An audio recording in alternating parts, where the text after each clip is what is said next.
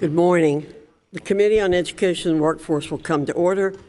I note that a quorum is present. Without objection, the chair is authorized to call a recess at any time. Before we begin, I'd like to begin with a moment of silence to recognize all the Israelis and others who have been killed, injured, or taken hostage by Hamas terrorists.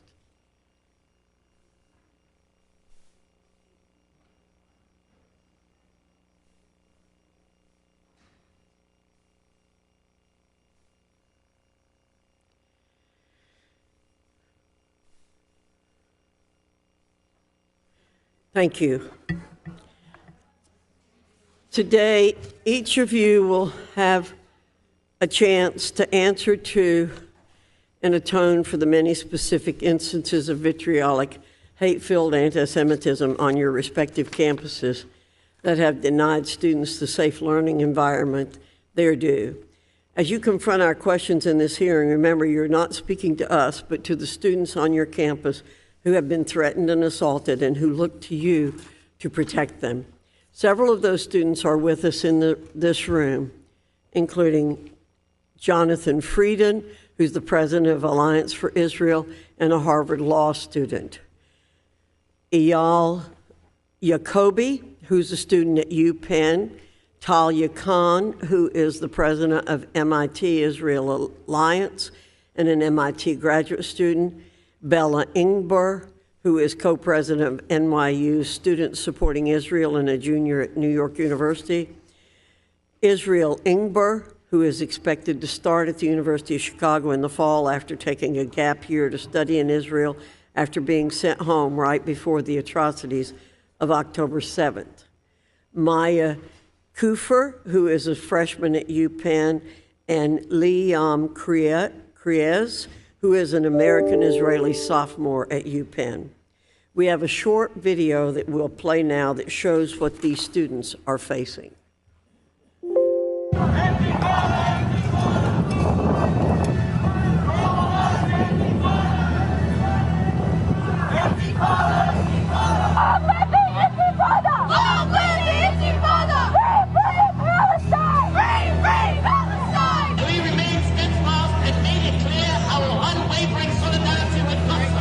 Sally Kornbluth is new to MIT. She doesn't know how we operate here. We will shut down.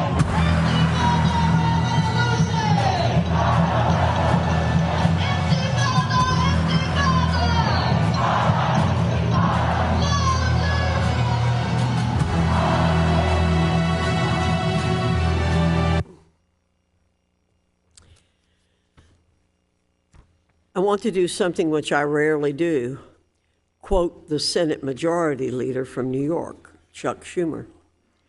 On Wednesday, he took to the Senate floor to deliver an address on anti-Semitism, stating, "Many of the people who express these sentiments in America aren't neo-Nazis or card-carrying Klan members or Islamist extremists. There are in many cases people that most liberal Jewish Americans felt previously were their ideological fellow travelers. Not long ago, many of us marched together for black and brown lives." End of quote. You see, this speech by the most powerful elected Jewish politician in America was addressed to many on his left flank. He questioned how these elements of the left, which pride themselves on diversity and inclusion, could be responsible for fomenting such hatred toward liberal Jewish Americans. I quote Majority Leader Schumer to you, Presidents Gay, Magill, and Kornbluth, because I understand that speech to be a sort of reckoning for the Jewish identity with the radical left. Yet for 40 minutes, he fails to use the word university a single time. However, after the events of the past 2 months, it's clear that rabid anti-Semitism and the university are two ideas that cannot be cleaved from one another. A prime example of this ideology at work is at Harvard, where classes are taught such as DP 385, Race and Racism in the Making of the United States as a Global Power. The Harvard Global Health Institute hosts seminars such as, quote, Scientific Racism and Anti-Racism, History and Recent Perspectives. Even the Harvard Divinity School has a page devoted to, quote, social and racial justice.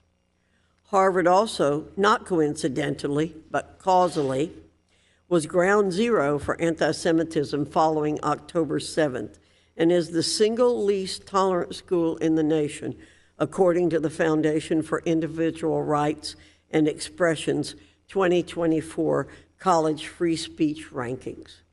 UPenn is right behind them at 247th of 248.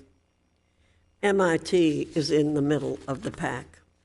What I'm describing is a grave danger inherent in assenting to the race-based ideology of the radical left. Senator Schumer hasn't put the pieces together, but the picture is far too clear now to American Jews. Institutional anti-Semitism and hate are among the poison fruits of your institution's cultures. The buck for what has happened must stop on the president's desk, along with the responsibility for making never again true on campus. Do you have the courage to truly confront and condemn the ideology driving anti-Semitism? Or will you offer weak, blame-shifting excuses in yet another responsibility-dodging task force? That's ultimately the most important question for you to confront in this hearing. I will close with this. I appreciate your appearances today on behalf of Harvard, UPenn, and MIT, respectively. It proves your universities have, at minimum, a sense of accountability to the American people. But my praise for post-secondary education is very limited these days. Harvard, UPenn, and MIT, you have a very big role to play in shaping the future for all of academia.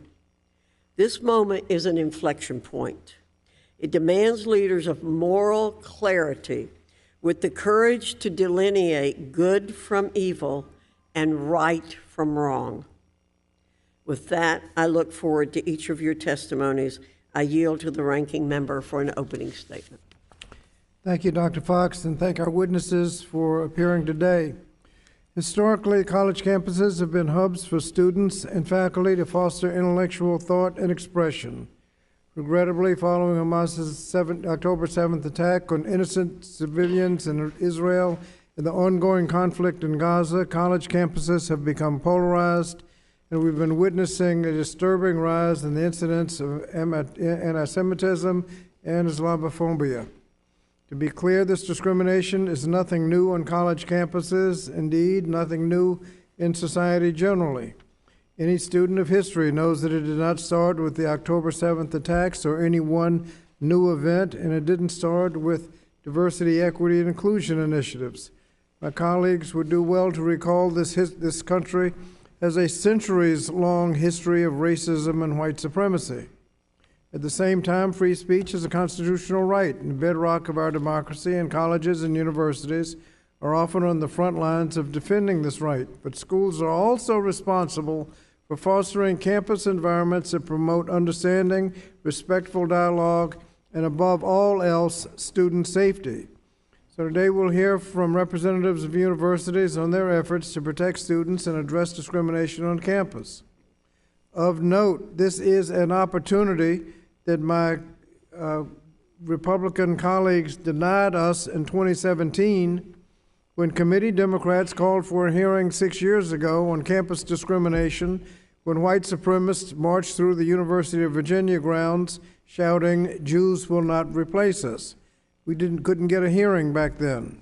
And while my colleagues claim to be committed to combating discrimination on campus, they're also contradictorily and simultaneously stoking culture wars that can be divisive and discriminatory. Moreover, House Republicans are proposing significant cuts to the Department of Education's Office of Civil Rights. the very office responsible for upholding students' civil rights and investigating discrimination claims. You can't have it both ways. You can't call for action, then hamstring the agency charged with taking that action to protect students' civil rights. In stark contrast, the Biden administration has taken an active role in helping institutions protect students as part of the White House's national strategy to combat anti-Semitism. Under President Biden's direction, the Department of Education has provided additional guidance to colleges and universities on how to uphold their obligation under Title VI of the Civil Rights Act of 1964 and better address anti-Semitism, Islamophobia, and all forms of discrimination on campus. We've also opened investigations into recent incidences on many campuses, including Harvard, Columbia, Cornell, Wesley, University of Pennsylvania, University of Tampa, just to name a few. In closing, I want to echo my colleague, and I'll quote Senator Schumer again. All Americans share a responsibility and an obligation to fight back whenever we see the rise of prejudice of any type in our midst. So today I hope my Republican colleagues will denounce the culture wars that have distracted us from protecting many vulnerable students, and I hope we can stand behind the Biden administration's critical work to ensure that every student and educator has access to a campus free of discrimination, harassment, and violence. To that end, I yield back. Thank you, Mr. Scott. Pursuant to Rule 8C, all members who wish to insert written statements into the record may do so by submitting them to the committee clerk electronically in Microsoft Word format by 5 p.m., 14 days after the date of this hearing, which is December 19, 2023. And without objection, the hearing record will remain open for 14 days to allow such statements and other extraneous material referenced during the hearing to be submitted for the official hearing record. I now turn to the introduction of our witnesses. Our first witness is Dr. Claudine Gay, who is the president of Harvard University in Cambridge, Massachusetts. Our second witness is Ms. Liz Magill, who's the president of the University of Pennsylvania in Philadelphia, Pennsylvania. Our next witness is Dr. Pamela Nadell, who is a professor of history and Jewish studies at American University in Washington, D.C. And our final witness is Dr. Sally Kornbluth, who's president of the Massachusetts Institute of Technology in Cambridge, Massachusetts. Note, Dr. Kornbluth will monitor her diabetes during the hearing. We thank you all for being here today and look forward to your testimony. I'd like to remind the witnesses that we have read your written statements, which will appear in full in the hearing record. Pursuant to Committee Rule 8D and committee practice, I ask that each of you limit your oral presentations to a 5-minute summary of your written statement. I also like to remind the witnesses to be aware of their responsibility to provide accurate information to the committee.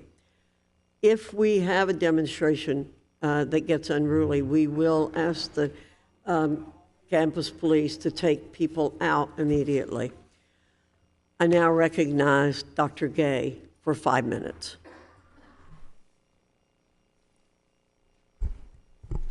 Chairwoman Fox, Ranking Member Scott, and distinguished members of the committee.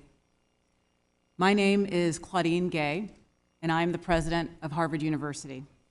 It's an honor to be here today, representing a community of more than 25,000 undergraduate and graduate students, more than 19,000 faculty and staff, and more than 400,000 alumni, including multiple members of this committee. Thank you for calling this hearing on the critical topic of anti-Semitism. Our community still mourns those brutally murdered during the Hamas terrorist attack in Israel on October 7th. Words fail in the face of such depravity, the deadliest single day for the Jewish community since the horrors of the Holocaust. In the 2 months since the atrocities of October 7th and the subsequent armed conflict and humanitarian crisis in Gaza, we have seen a dramatic and deeply concerning rise in anti-Semitism around the world, in the United States, and on our campuses, including my own. I know many in our Harvard Jewish community are hurting and experiencing grief, fear, and trauma. I have heard from faculty, students, staff, and alumni of incidents of intimidation and harassment. I have seen reckless and thoughtless rhetoric shared in person and online, on campus and off. I have listened to leaders in our Jewish community who are scared and disillusioned. At the same time, I know members of Harvard's Muslim and Arab communities are also hurting. During these past months, the world, our nation, and our campuses have also seen a rise of incidents of Islamophobia. During these difficult days, I have felt the bonds of our community strain. In response, I have sought to confront hate while preserving free expression. This is difficult work, and I know that I have not always gotten it right. The free exchange of ideas is the foundation upon which Harvard is built, and safety and well-being are the prerequisites for engagement in our community. Without both of these things, our teaching and research mission founder. In the past 2 months, our bedrock commitments have guided our efforts. We have increased security measures, expanded reporting channels, and augmented counseling, mental health, and support services. We have reiterated that speech that incites violence, threatens safety, or violates Harvard's policies against bullying and harassment is unacceptable. We have made it clear that any behaviors that disrupt our teaching and research efforts will not be tolerated. And where these lines have been crossed, we have taken action. We have drawn on our academic expertise to create learning opportunities for our campus community. We have begun examinations of the ways in which anti-Semitism and other forms of hate manifest at Harvard and in American society. We have also repeatedly made clear that we at Harvard reject anti-Semitism and denounce any trace of it on our campus or within our community. Anti-Semitism is a symptom of ignorance, and the cure for ignorance is knowledge. Harvard must model what it means to preserve free expression while combating prejudice and preserving the security of our community. We are undertaking that hard, long-term work with the attention and intensity it requires. Once again, I thank the committee for the opportunity to discuss this important work. I have faith today that through thoughtful, focused, and determined effort, we will once again meet adversity and grow. Thank you. Thank you, Dr. Gay. Ms. Magill, you're recognized for 5 minutes.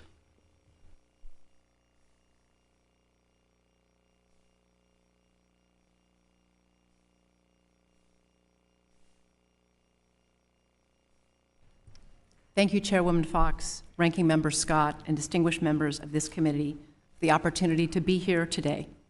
My name is Elizabeth Magill, and I am the president of the University of Pennsylvania. Let me begin by saying that I and the University of Pennsylvania are horrified by and condemn Hamas's abhorrent and brutal terror attack on Israel on October 7th. There is no justification, none, for those heinous attacks. The loss of life and suffering that are occurring in Israel and Gaza during the ensuing war are heartbreaking. This pain, sorrow, and fear extends to our campus and to our city of Philadelphia. This hearing this morning takes place just 2 days after the Philadelphia community witnessed in horror the hateful words and actions of protesters who marched through the city and then near our campus. These protesters directly targeted a center city business that is Jewish and Israeli-owned, a troubling and shameful act of anti-Semitism. Philadelphia police and Penn Public Safety were present and thankfully no one was injured, but these events have understandably left many in our community upset and afraid. Anti-Semitism, an old, viral, and pernicious evil, has been steadily rising in our society, and these world events have dramatically accelerated that surge. Few places have proven immune, including Philadelphia and campuses like ours. This is unacceptable. We are combating this hate on our campus with both immediate and comprehensive action. I have condemned anti-Semitism publicly, regularly, and in the strongest possible terms. And today, let me reiterate my and Penn's unyielding commitment to combating it. We immediately investigate any hateful act, cooperating with both law enforcement and the FBI, where we have identified individuals who have committed these acts in violation of either policy or law. We initiate disciplinary proceedings and engage law enforcement. We have acted decisively to ensure safety throughout and near our campus, expanding the presence of public safety officers at our religious life centers and all across campus. On November 1st, just over a month ago, I announced Penn's action plan to combat anti-Semitism. This builds on our anti-hate efforts to date, and it is anchored firmly in the United States national strategy to counter anti-Semitism. The plan centers on 3 key areas and has many elements. Those areas are safety and security, engagement, and education. As part of this plan, I have convened and charged a task force to identify concrete, actionable recommendations, directing them to provide me with their recommendations both in real time and then a final report in a couple of months.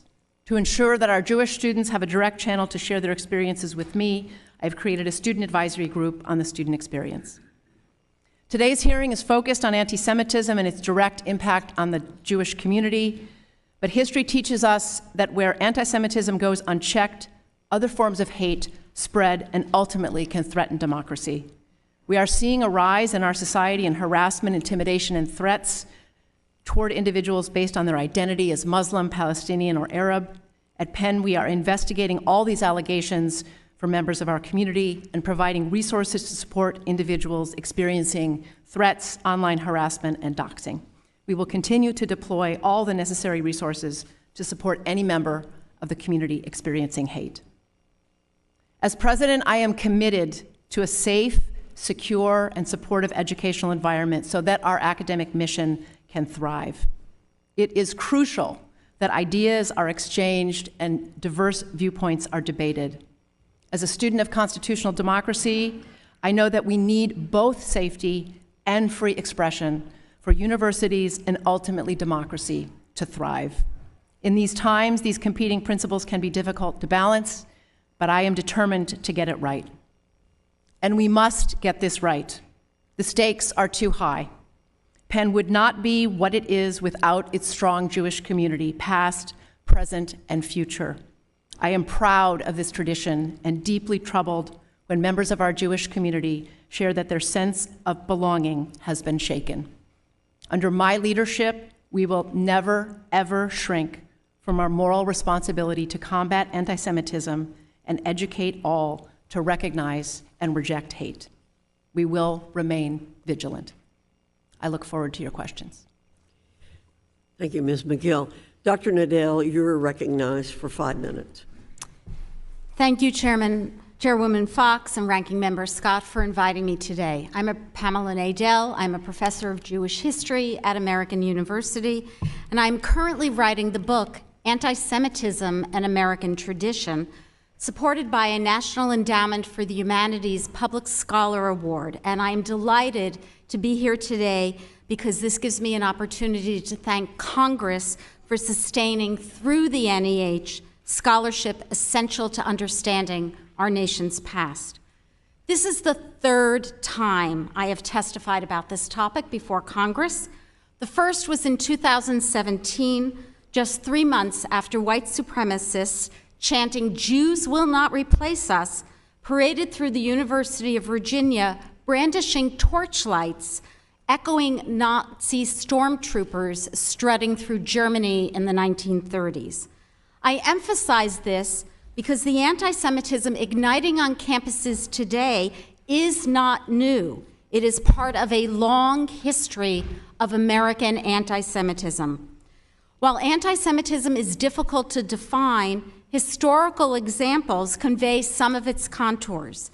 Anti-Semites believe that Jews have been corrupted by money since Judas betrayed Jesus for 30 pieces of silver, and they've employed code names for avaricious Jews: Shylock, Rothschild, and in the 21st century, George Soros. Anti-Semites believe Jews conspire to destroy Christian Western civilization. These conspiracy theories gained currency in the 1920s when Henry Ford's newspaper ran the series, The International Jew, the World's Foremost Problem. Today, the charge that the Jews are internationalists has been replaced by the dog whistle globalist, implying that Jews are the puppet masters of the worldwide order. Across American history, people from all walks of life have conveyed anti-Semitic ideas since 1654, when New Amsterdam Governor Peter Stuyvesant tried to expel, and I quote, "this deceitful race, such hateful enemies and blasphemers of the name of Christ." Now, more than 350 years later, we have just marked the 5th anniversary of the murders at Pittsburgh's Tree of Life Synagogue. On city streets, abuse is hurled at Orthodox Jews, and swastikas are graffitied on dorm doors and also at the State Department. The long history of American anti-Semitism left its mark in higher education. Quotas on the admission of Jewish students began in the Ivy League in the 1920s and spread to more than 700 private colleges and universities. The campuses also wrestled with the challenge of anti-Semitic speech before this fall. In the early 1990s, Holocaust deniers took out full-page ads in college newspapers. Those ads launched furious debates about free speech on campus and also helped propel Holocaust courses into the university to respond to the disinformation. Anti-Israel invective has been flaring on campus well before this fall. I could look back more than 20 years. In October 2000, 200 students at the University of Michigan yelled, "Israel is a fascist state," and protested a Hillel teach-in. But the barbarity of the Hamas terror of October 7th adds a terrible new chapter to Jewish history. Anyone who claims to care about human rights should denounce these horrors. That so many on campus not only did not, but that they justified the savagery in name of opposition to Israel has caused Jews around the world deep anguish. While I deplore all hateful speech, anti-Semitic speech remains in America protected. Free speech stands at the core of the liberal arts education, an education which almost every member of Congress benefited from when they were students. But free speech does not permit harassment, discrimination, bias, threats, or violence in any form. And when they occur, our institutions, and not just the campus, but our nation, they have in place mechanisms to respond. The American Jewish community has long strategized about how to reduce anti-Semitism. Their efforts received a stunning confirmation when the U.S. National Strategy to Counter Anti-Semitism was published. I believe this is the first time any nation has developed such a document. I urge Congress to do everything in its power to support the national strategy and also the forthcoming national strategy to counter Islamophobia. Thank you. Thank you. Dr. Kornbluth, you're recognized for 5 minutes. Thank you. Chairwoman Fox, Ranking Member Scott, and distinguished members of the committee. Thank you for this opportunity to describe how MIT is fighting the scourge of anti-Semitism. My name is Sally Kornbluth. I have been president of MIT since January of this year. As an American, as a Jew, and as a human being, I abhor anti-Semitism, and my administration is combating it actively. Since October 7th, my campus communications have been crystal clear about the dangers of anti-Semitism and about the atrocity of the Hamas terror attack. Let me repeat what I said in my very first message to campus. In that video, I said, quote, "The brutality perpetrated on innocent civilians in Israel by terrorists from Hamas is horrifying. In my opinion, such a deliberate attack on civilians can never be justified," unquote. I also made clear that students were feeling unsafe because of their Jewish faith or their ties to Israel, and said, quote, "That should trouble every one of us deeply," unquote. I have reinforced this message, including in a November 14th campus video. As I said then, quote, "Anti-Semitism is real, and it is rising in the world. We cannot let it poison our community," unquote. I have been direct and unequivocal, and such leadership statements are important, but they must be paired with action. And this is just what we are doing at MIT. Months before October 7th, MIT joined the International Hillel Campus Climate Initiative, which helps universities build awareness of and actions against anti-Semitism. We have launched an MIT-wide effort called Standing Together Against Hate. It will emphasize both education and community building, especially in our residence halls. In addition to fighting anti-Semitism, it will address Islamophobia, also on the rise and also underreported. MIT will take on both, not lumped together, but with equal energy and in parallel. Importantly, as is clearly visible on campus, we have increased the police presence. Safety has been our primary concern. Nonetheless, I know some Israeli and Jewish students feel unsafe on campus. As they bear the horror of the Hamas attacks and the history of anti-Semitism, these students have been pained by chants in recent demonstrations. I strongly believe that there is a difference between what we can say to each other, that is what we have a right to say, and what we should say as members of one community. Yet as president of MIT, in addition to my duties to keep the campus safe and to maintain the functioning of this national asset, I must at the same time ensure that we protect speech and viewpoint diversity for everyone. This is in keeping with the Institute's principles on free expression. Meeting those three goals is challenging, and the results can be terribly uncomfortable, but it is essential to how we operate in the United States. Those who want us to shut down protest language are, in effect, arguing for a speech code. But in practice, speech codes do not work. Problematic speech needs to be countered with other speech and with education, and we are doing that. However, the right to free speech does not extend to harassment, discrimination, or incitement to violence in our community. MIT policies are clear on this. To keep the campus functioning, we also have policies to regulate the time, manner, and place of demonstrations. Reports of student conduct that may violate our policies are handled through our faculty-led Committee on Discipline.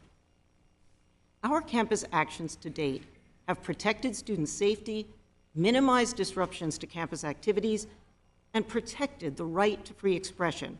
We are intensifying our central efforts to combat anti-Semitism, the vital subject of this hearing. I note that I am also deeply concerned about the rise in prejudice against Arabs, Muslims, and Palestinians, nationally and in our community. And we are determined to combat that as well. We are also supporting faculty, staff, and student initiatives to counter hate. And thanks to an inspiring group of faculty members, we are seeing more discussion among students with conflicting views. We know there is further work to do, but we are seeing progress, and MIT's vital mission continues. Thank you. I'm happy to answer questions. Thank you, Dr. Kornbluth. I'll begin the questioning of our witnesses. I'm going to ask members.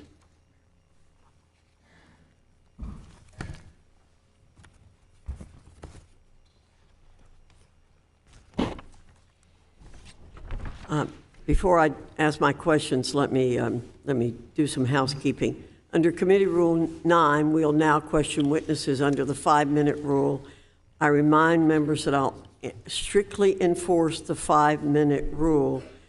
So members are advised to keep your questions succinct so the witnesses have time to answer. Please don't talk for 4 minutes and then ask the witness a question.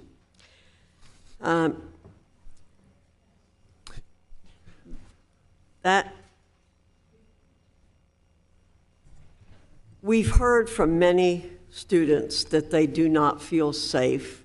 You've talked about that in your statements.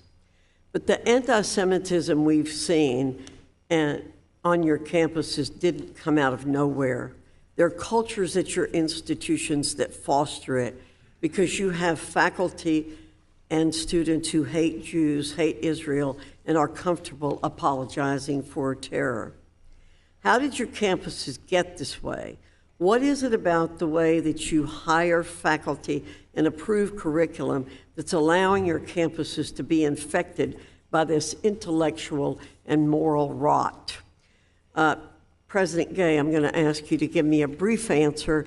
I also would invite you to follow up with more in writing, and we will follow up with you. So I will go down the line, President Gay, then President Magill, and President Kornbluth. Thank you. Thank you, Chairwoman Fox. Again, anti-Semitism has no place at Harvard.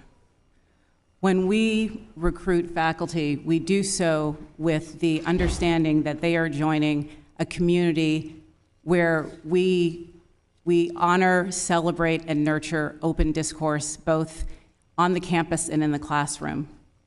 And to be a successful teacher and educator at Harvard requires the ability to draw out all of the viewpoints and voices in your classroom, irrespective of one's political views.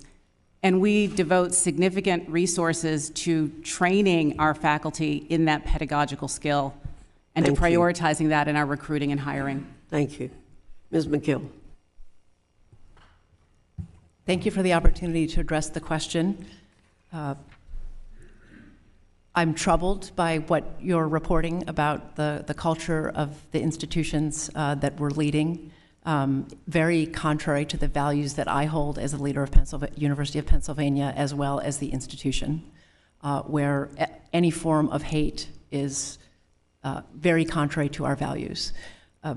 I would venture and answer Chairwoman Fox that anti-Semitism has a role in the broader society, and that's what we're seeing happening in the society and on our campuses. And I'm committed to combating it in immediate term and the long term. Thank you. Dr. Kornbluth. Yes, so MIT is a majority STEM education and research institution, and we are devoted to solving the problems that face society. Our faculty are hired for their brilliance.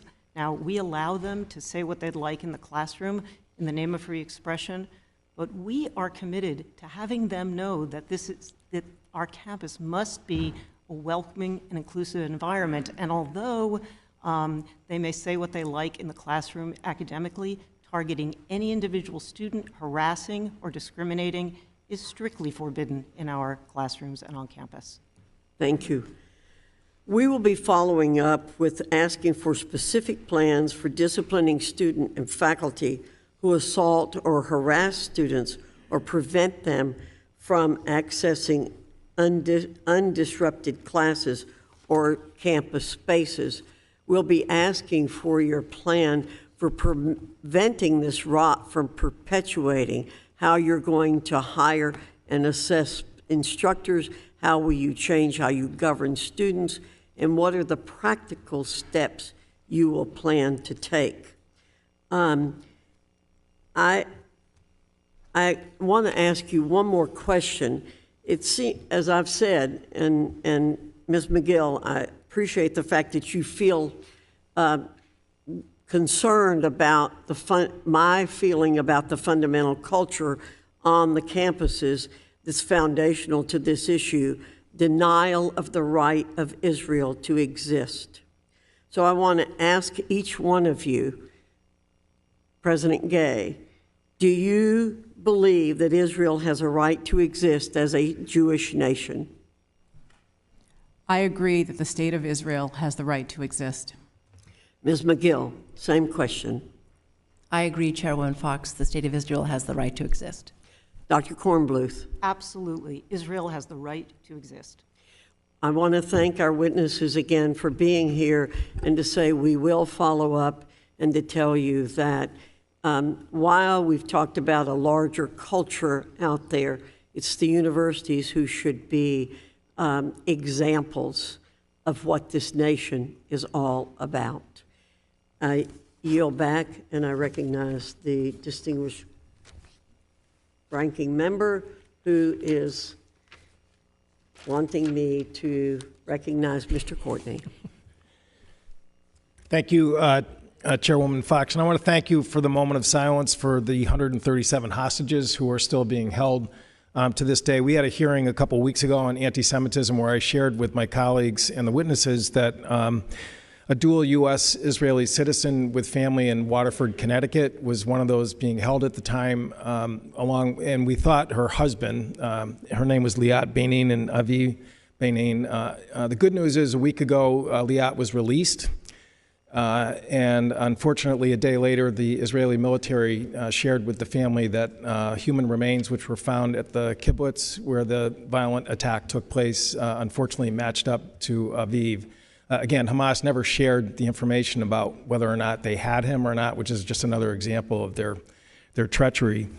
Dr. Nadell, in your testimony on page 8, you talked about President Biden's U.S. national strategy to counter anti-Semitism, and in particular, you talked about the use of Title VI of the U.S. Civil Rights Act in terms of being an effective tool on campuses to combat anti-Semitism. I was wondering if you could talk about that a little bit.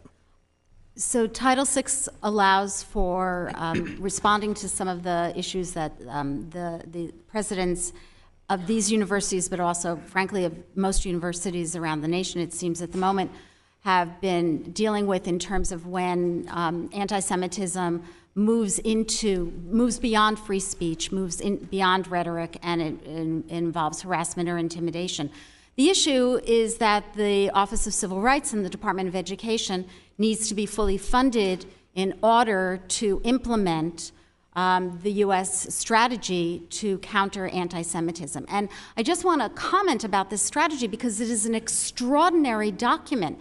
It has actions for the White House to carry out, or that division, but it has issues for Congress to carry out, which I have a sense Congress has not been carrying out, and it also has major charges to whole of society to respond to anti-Semitism, some of which we are hearing is already happening on the campuses. The problem is they don't make headlines because they're not a bunch of protesters. Thank you. And again, it's important to note that document was released back in May of 2023, certainly before this committee and the outrageous events of October 7th. And the ranking member mentioned in his opening remarks that, at the same time we're holding this hearing, we're also now still trying to get a budget passed for fiscal year 2024. The majority in the House reported out their budget, which, as he mentioned, carried a cut for the Office of Civil Rights. To be more specific, it's a 25% cut, $35 million out of their rather small budget, $72 million lower than what the president had asked for. We had a witness here again 2 weeks ago from who worked for almost 20 plus years at ADL, the Anti-Defamation League. They've been around for 110 years fighting anti-Semitism in this country. And again, she talked about the fact that, that type of cut is just going to cripple the ability of the anti-Semitism police, if you want to sort of look at it that way, in terms of trying to stop this type of activity on campuses. And again, I was just wondering if you had sort of what your view is of a cut in terms of the impact of the Office of Civil Rights to do its job. I think the cut is absolutely devastating. And what I would also remind everyone is that the Office of Civil Rights and the Department of Education does not only focus on anti-Semitism. It focuses on all forms of hate. And I would guess, I actually tried to find this information but was unable to do so, but I would guess that the majority of complaints are not coming from Jewish students, although maybe now, given what happened since October 7th, I would guess the majority of the complaints are actually coming from people of color and from others who have faced terrible bias. So it is unthinkable, unconscionable to make that cut. Now, and talk is cheap. I mean, I've been around here a while. Budgets are what really, I think, show the true willingness to act in situations like this. And I'd just like to close by mentioning that in Connecticut, a young transfer student, international student from the West Bank, Tahsin Ali Hamad, a sophomore at Trinity College, who's a math major who was up visiting friends in Burlington, Vermont. They were walking from going bowling, and this coward came out of his house with a firearm and at point-blank range shot all three students who were they were going to a relative's house at the time. And it shows, again, that the civil rights effort of the Department of Justice, which also was being subjected to a potential cut, needs to get full funding in the Office of Civil Rights. And with that, I would yield back. Thank you, Mr. Courtney. I now recognize Congressman Wilson from South Carolina for 5 minutes. Thank you. Thank you, Chairwoman Virginia Foxx. And Chairwoman Virginia Foxx, I believe, appropriately began this hearing about how serious this is, that the Iran puppets of Hamas have victimized the world, including here in the United States. And it's shocking, as we include people who have been affected. It should be Paul Kessler of California, who was murdered by a professor supporting Hamas as he was demonstrating peacefully on behalf of the people of Israel. And so we have victims right in our country of murder in California. With that in mind, and I say this respectfully to each of the university professors here today, without any explanation, I would like the answer, and it should be a percentage of conservatives, and that is you each rightfully promote diversity and inclusion of race and gender with percentages available. That is available at your universities. What is the percentage of conservative professors at your institutions? I only want to know the percent of conservatives. What is the number, Dr. President Gay? Thank you, Congressman. So I can't provide you that statistic because it's not data that we collect, but I will say that we try to draw our talent to Harvard from... And hey, we've got to race ahead, please. I want more. I just want to know, what is the percentage of conservative professors at Harvard? I do not have that statistic. We don't collect that data. That concerns me.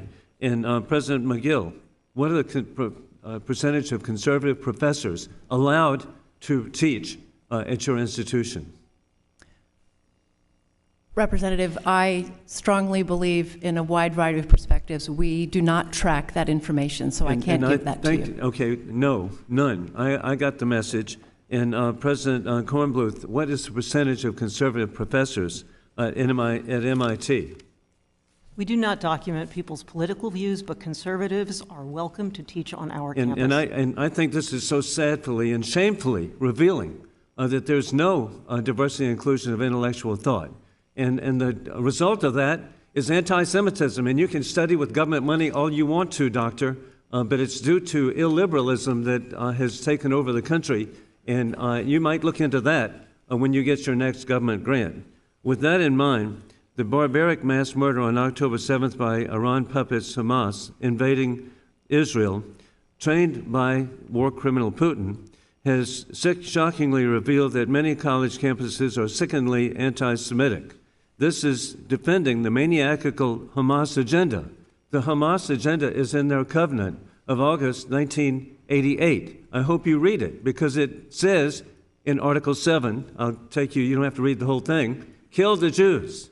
What that means is death to Israel, death to America.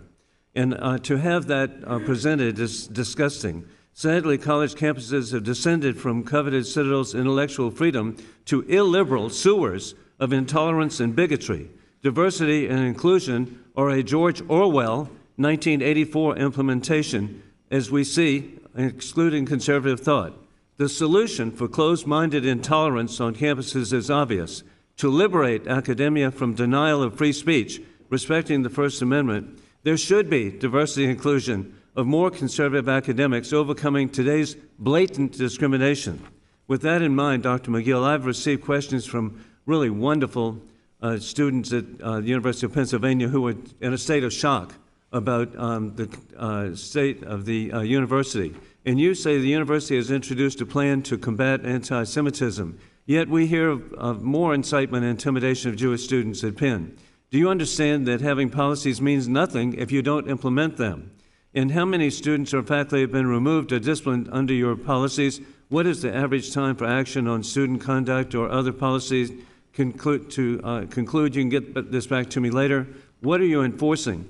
At a pro-Hamas Penn protest, President Huda Fakhrudin and faculty member Ahmad al-Mallah were seen enthusiastically clapping in support of the speaker as he shouted, "Go back to Moscow, Brooklyn, blanking Berlin, where you came from," end of quote. Has any action been taken to address Professor Fakhrudin and Professor Ahmad al-Mallah's support of this insightful and intimidating speech? How are Jewish students in Fakhrudin's classes supposed to receive fair treatment when she endorses hatred?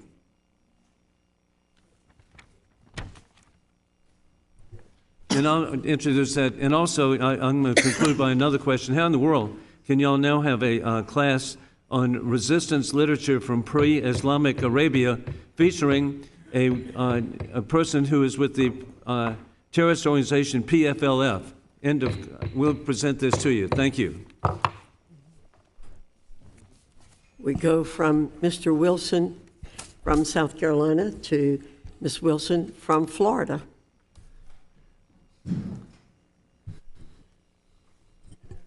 Thank you. Thank you, Chairman Fox and Ranking Member Scott. And thank you to the witnesses for your testimonies today. As the witnesses have shared, anti-Semitism anywhere is abhorrent and unacceptable and must be condemned. I'm privileged to represent a strong, united Jewish community in South Florida. My next-door neighbor is a rabbi. My Jewish constituents have experienced everything from bomb threats on Jewish centers, schools, to harassment of Jewish community members. I stand with them. We talk often, we commiserate, and we pray. We must take a stand against all forms of hate, whether that be anti-Semitism, Islamophobia, racism, xenophobia, and terrorism. This must stop. In Congress for 7 years, I led the fight against Boko Haram, a terrorist group that kidnapped over 300 schoolgirls in Nigeria, gang rapes, beheadings, killing whole families. So I am particularly sensitive to this issue of terrorists and what they do. But disagreements about the conflict in the Middle East should never escalate to threats of violence against any community. We are a civilized society. We must draw a line and condemn hate. Please know that in May, the Biden-Harris administration introduced the U.S. National Strategy to Counter Anti-Semitism, a comprehensive approach addressing anti-Semitism in diverse environments, including college campuses. With that, I have a few questions. Ms. Nadell, based on your knowledge from 2016 to 2020, what has been the United States response to anti-Semitic events? I'm specifically thinking about Charlottesville, Unite the Right, and what the Trump-Pence administration did compared to this administration. Ms. Nadell.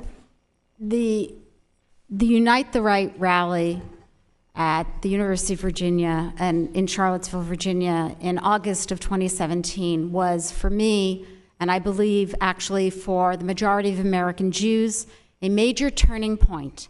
It signaled that the long history of anti-Semitism in the United States, that it was about to burst out again.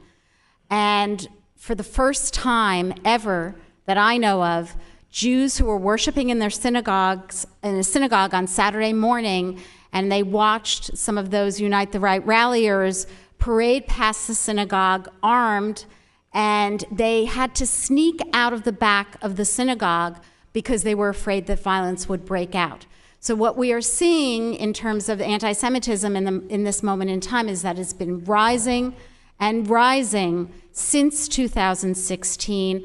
And although President Trump called the people who were the protesters and counter-protesters, said there were very good people on both sides, I disagree. I do not think there were very good people on both sides in Charlottesville in August 2017. Okay, as I reflected, Professor Nadell, on the horrific events in the Middle East and the subsequent fallout on college campuses, I have been in contact with my friend and former congressional colleague, Ted Deutsch, who now heads the American Jewish Committee. The committee is the author of the AJC Action Plan, a toolkit for university administrators.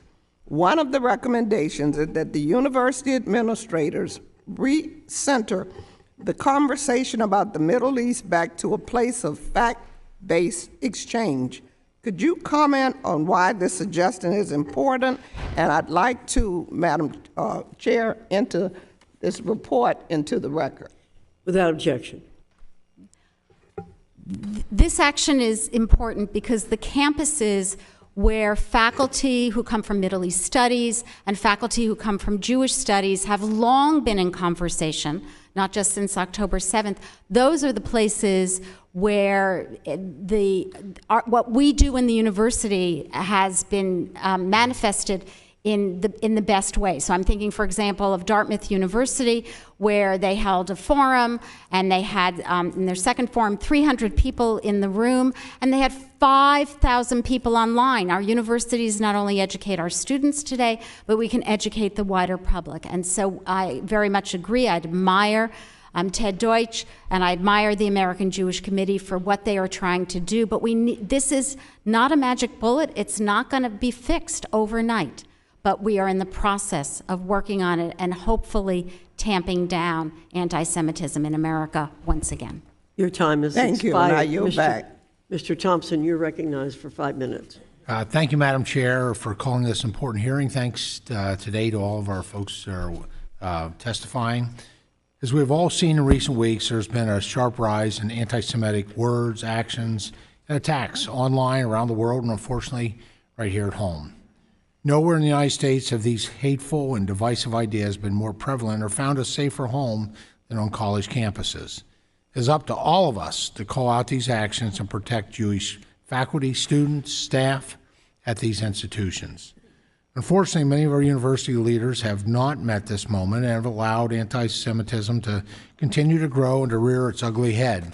President Magill, does the University of Pennsylvania have in place any policies to ensure that each student who is enrolled at the university receives information on the history of anti-Semitism, how anti-Semitism presents itself, and action students can take to prevent and report anti-Semitic behavior, and why or why not? Thank you for the opportunity to discuss that. We are in the midst of making certain that all anti-bigotry efforts ensure education about anti-Semitism. We committed to that into September, and we're working through that. We've added education. Some parts of our program do, and some parts of our program need to be enhanced. So we're working on that right now, and I assure you that we will make certain that that is included in all of our anti-bigotry efforts, anti-Semitism. That is much appreciated. I wonder if that type of education would have been in place at all of our college campuses before this, whether we would have seen the massive reactions that we have that are just hard to describe and justify in terms of the demonstrations and just the hate. As part of the recent protests on and around campus, there have been dozens of arrests made by university police, including several related terroristic threats.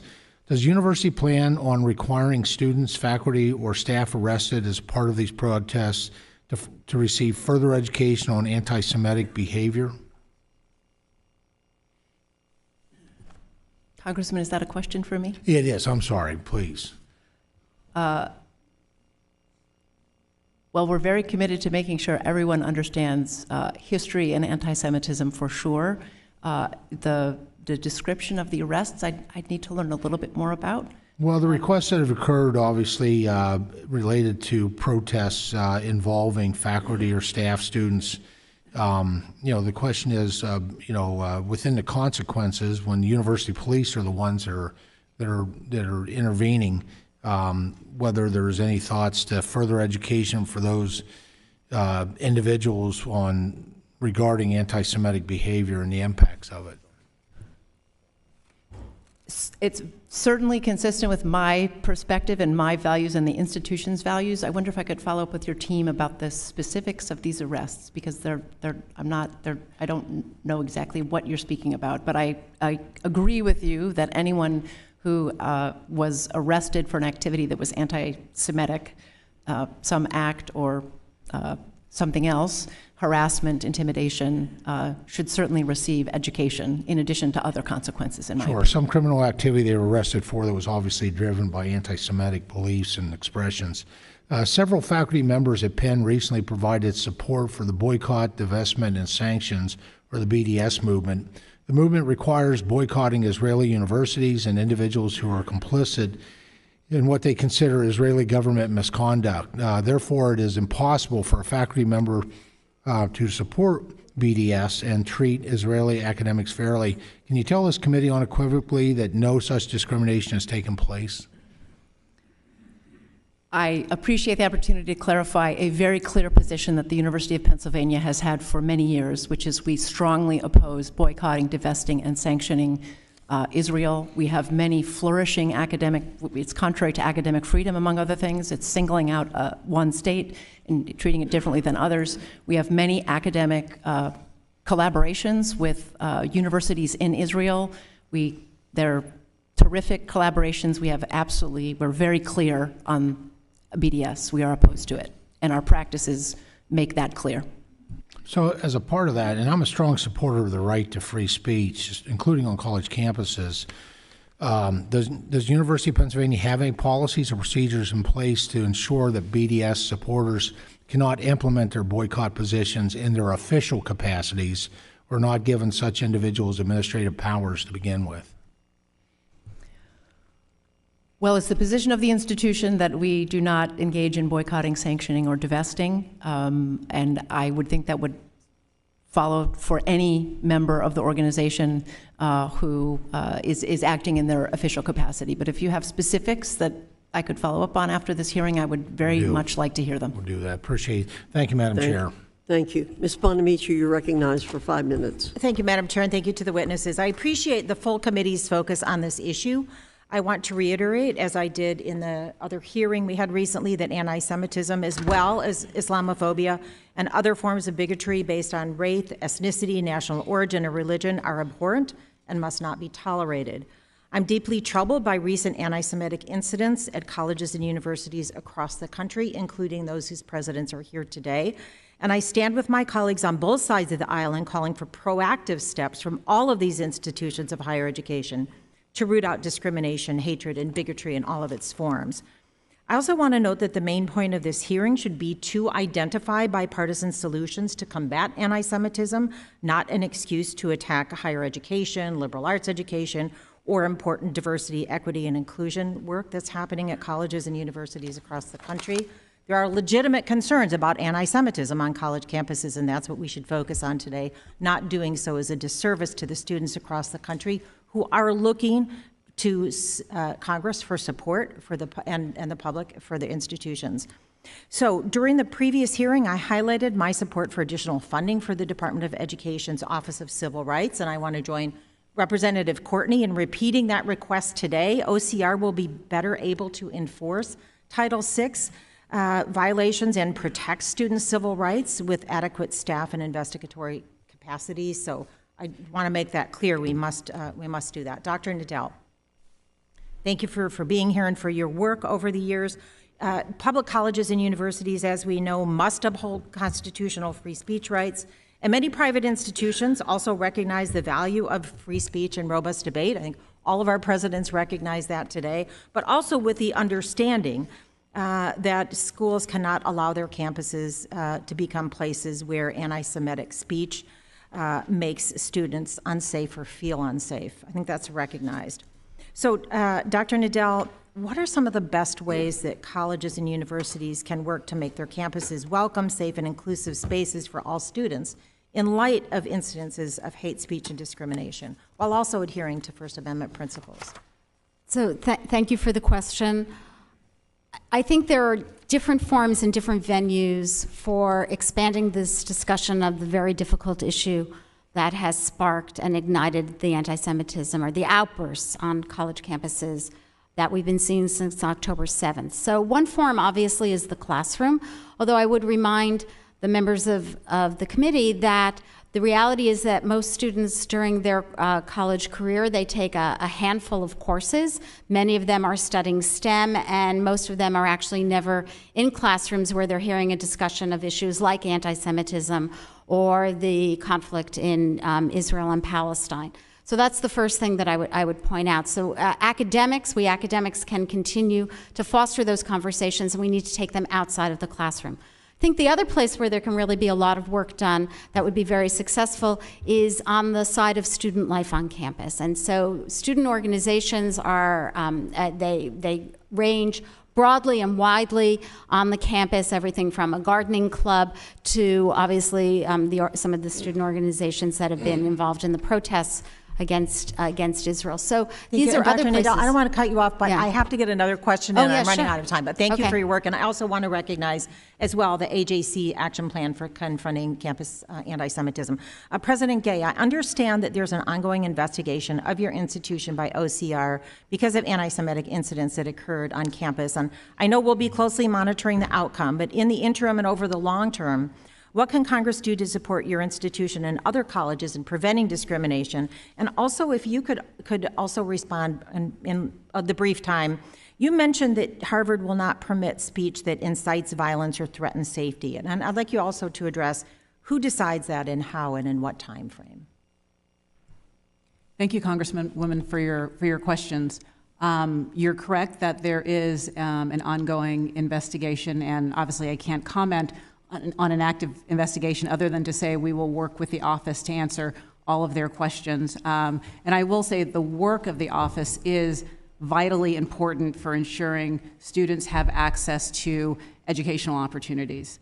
So I fully support the work that they do and hope that the office gets the resources that it needs to be effective.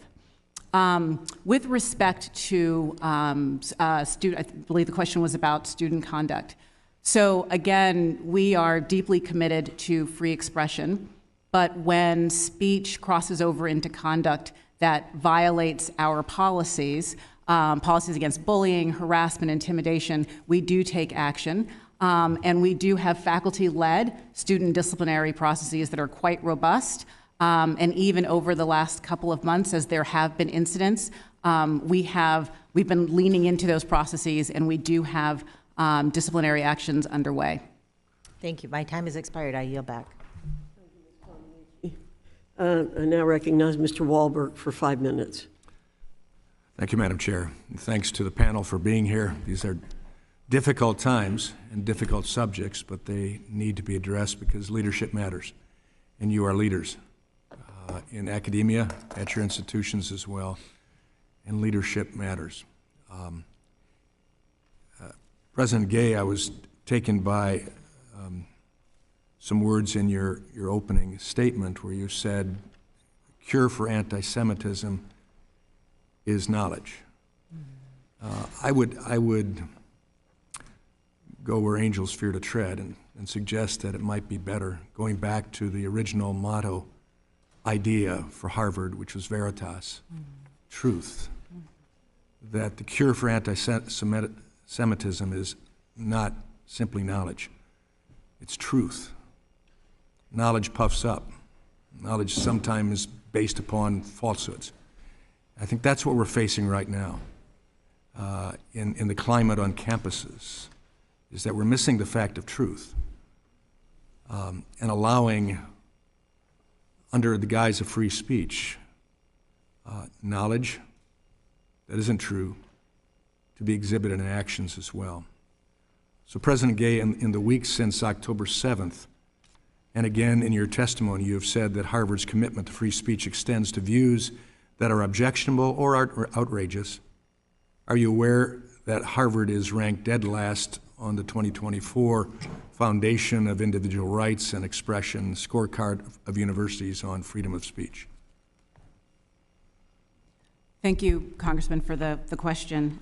Respectfully, I disagree with that perspective as represented in the report that you cited. I don't think it's an accurate representation of how Harvard treats speech on campus. We are committed to free expression and to making space for a wide range of views and perspectives on our campus. With all due respect, let me move on a bit. Bedrock. I would expect that you wouldn't agree with that. I understand that. And I would expect that the University of Penn, the same would be true, that you wouldn't agree that you're second to last on that same scorecard. But President Gay, did you know that 70% of Harvard students say that shouting down a speaker is acceptable? That is not okay. I appreciate that. It seems that perhaps Harvard's commitment to free speech is pretty selective. As you are no doubt aware, prominent alumnus Bill Ackman tweeted you a letter on Sunday, and in that letter, and I have that tweet, I guess that's the beauty of social media, you can get those things. In that letter, he highlighted 2 cases of Harvard faculty members who were canceled because of views deemed too controversial for your campus. Tyler J. Vanderweel was deemed guilty for those crimes related to his views on marriage and abortion. And then Carol Hoven, an evolutionary biologist, was forced to resign because she stated that a person's sex is biological and binary. Mr. Ackerman's letter also included quotes from a number of faculty highlighting the culture of fear that pervades Harvard's campus for those with views out of step with campus orthodoxy. And so, President Gay, in what world is a call for violence against Jews protected speech, but a belief that sex is biological and binary isn't? Thank you for your question. So from the moment that our students arrive on campus, whether it is to begin their Harvard journey as an undergraduate or at one of the professional schools, the message to them is clear, that we are an inclusive community, but one deeply committed to free expression. And that means that we have expectations that that right is exercised mindfully and with empathy towards others. We reinforce that during their time at Harvard by helping them build the skills that allow them to engage in constructive dialogue, even on the most complex and divisive issues. Because what we seek is not simply free expression, but the reasoned dialogue that leads to truth and discovery, and that does the work of moving us all forward. We don't always get it right, and our students don't always get it right. And when they transgress, they're held accountable. Your professors come under that as well, don't they? Your professors come under that as well, don't they? Absolutely. And so for Professor Vanderweel and Hoven, that didn't work for them. The free expression of views, at the very least, views, whether fact or truth, I guess we'll leave that to understanding, but nonetheless, they were removed from their positions. And I think that sends a message in this case with Jewish students, that they're less importance. I yield back.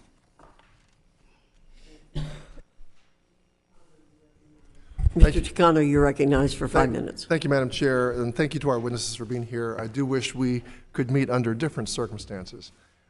President Gay, many individuals hold that Harvard did not condemn the attack against Israel swiftly enough. And I'd like to give you an opportunity to briefly react. Can you tell us why the university did not react as quickly as other universities might have or others might have hoped Harvard would have? Thank you, Congressman, for the question. And respectfully, the notion that Harvard did not react is not correct. From the moment I learned of the attacks on October 7th, I was focused on action to ensure that our students were supported and safe. On that first day, we were focused on identifying whether we had any students or faculty who were in Israel and needed our assistance, including in getting out. On October 8th, I joined students and other members of the Jewish community at Harvard Hillel for a solidarity dinner to be there in support and also to learn more what their needs were. In the days after, not only did I condemn the attacks, I've continued to condemn the attacks and furthermore have continued to stay in conversation with our Jewish community on campus about their evolving needs to ensure that the university is providing them with the support that they need during this very challenging time. Thank you, President Gay. Do you consider yourself a subject matter expert on anti-Semitic behavior? Excuse me, could you repeat that question? Do you consider yourself an expert on anti-Semitic behavior, subject matter expert? No, I don't, but I know this, that anti-Semitism is hate or suspicion of Jews, and that is all I need to know to take action to address it on our campus. Thank you. Real quickly, other than Professor Nadell, do other witnesses consider themselves to be experts on anti-Semitism? Just a simple yes or no. No, I do not. No, I do not, but I learn. Thank you. Well, my point is that this is the second legislative hearing on this topic in a month, and the majority has failed to bring forth any witnesses who can speak on how to address this issue and how to take concrete steps to combat anti-Semitism. President Gay, it is my understanding that you have communicated to the Harvard community some of the specific steps you are implementing to combat anti-Semitism and continue to foster student and community engagement. You've already mentioned a few of the things that you've done since September 8th, but can you highlight some of these steps? Thank you for the question.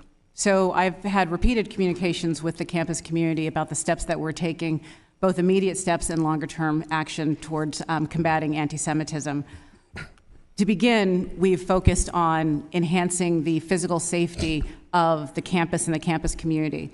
That includes an increased police presence, both plainclothes and uniformed officers, 24/7 threat monitoring, both on campus and online, coordination on a daily basis with state, local, and federal law enforcement, and when necessary, we've taken the steps of closing the gates to Harvard Yard to limit the ability of outside actors to use our campus as a platform.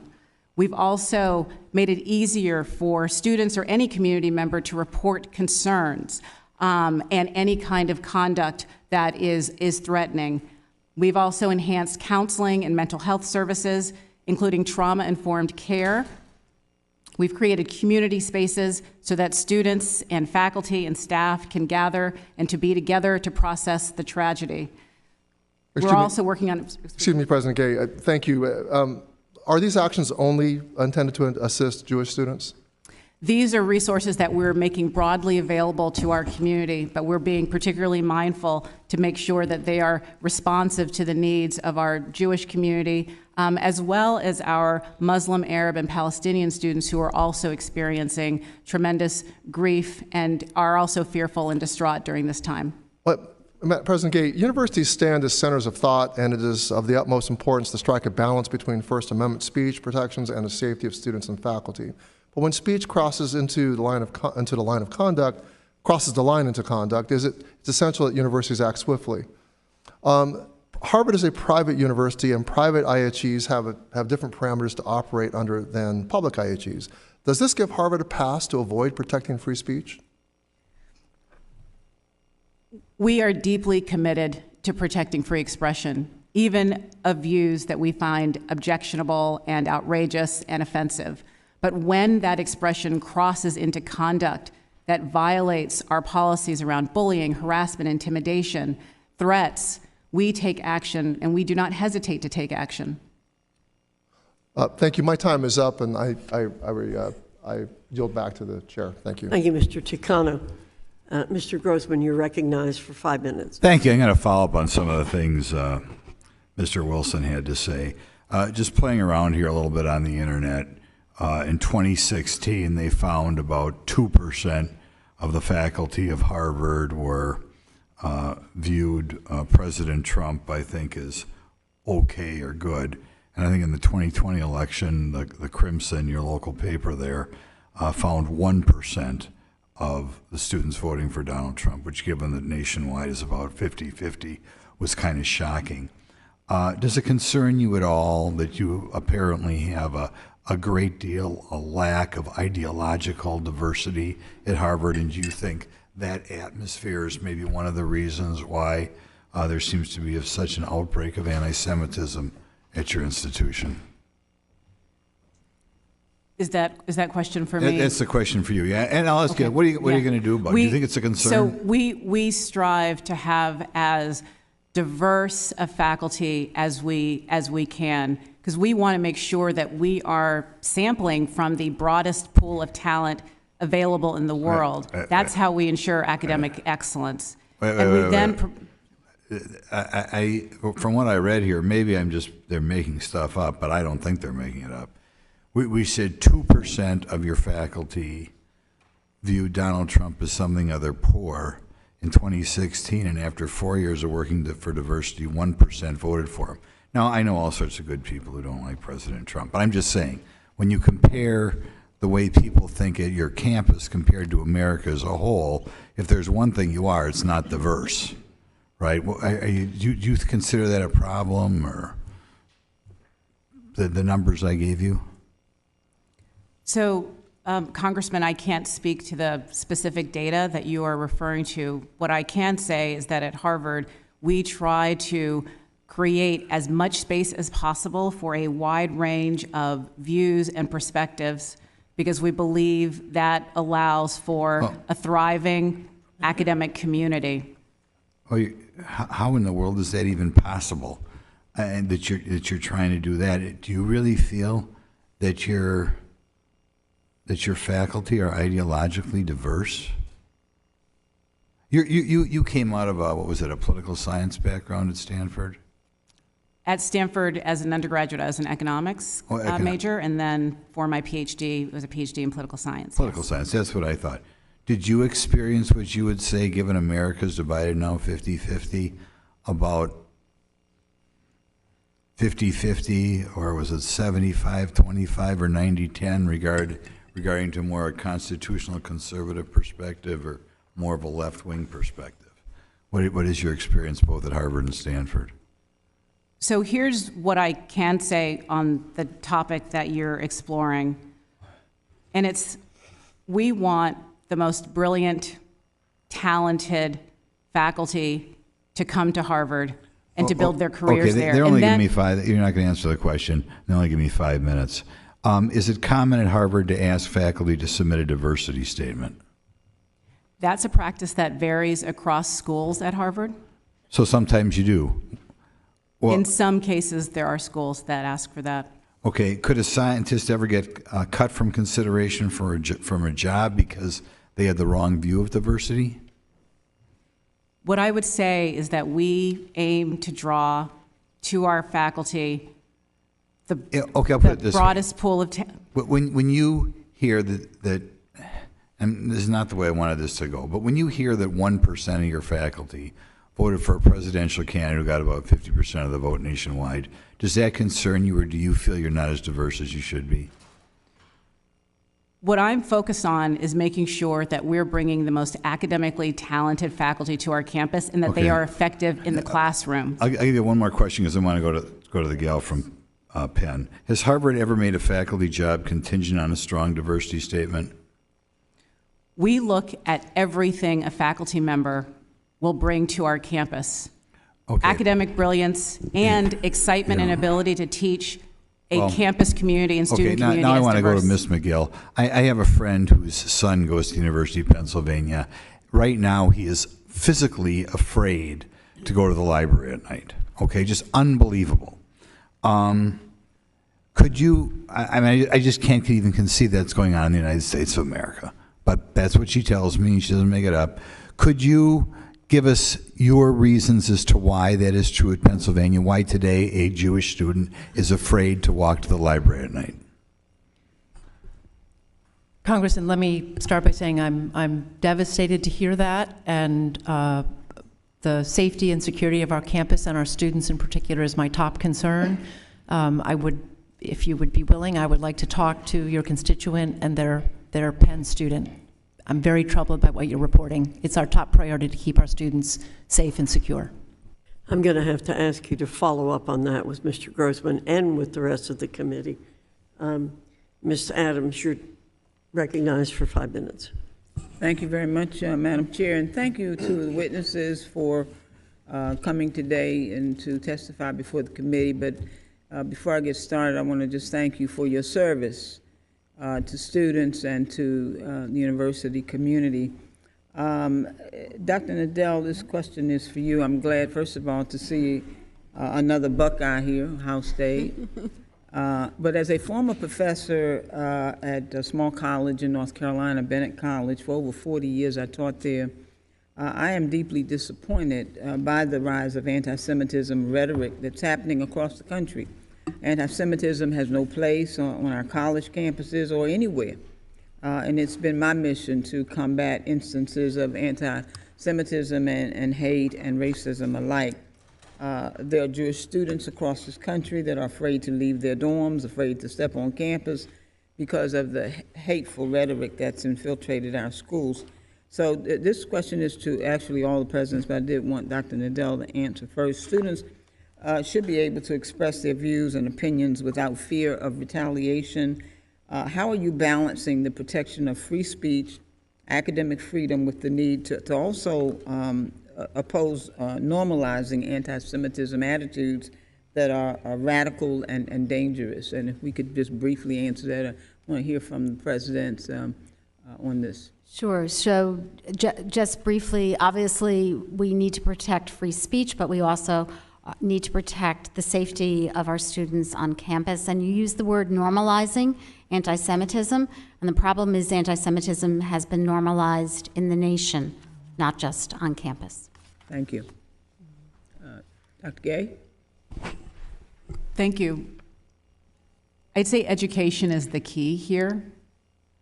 Making students and frankly the entire campus community more aware of the insidiousness of anti-Semitism so that they're in a position to be able to recognize anti-Semitic tropes when they see them and confront them in the moment.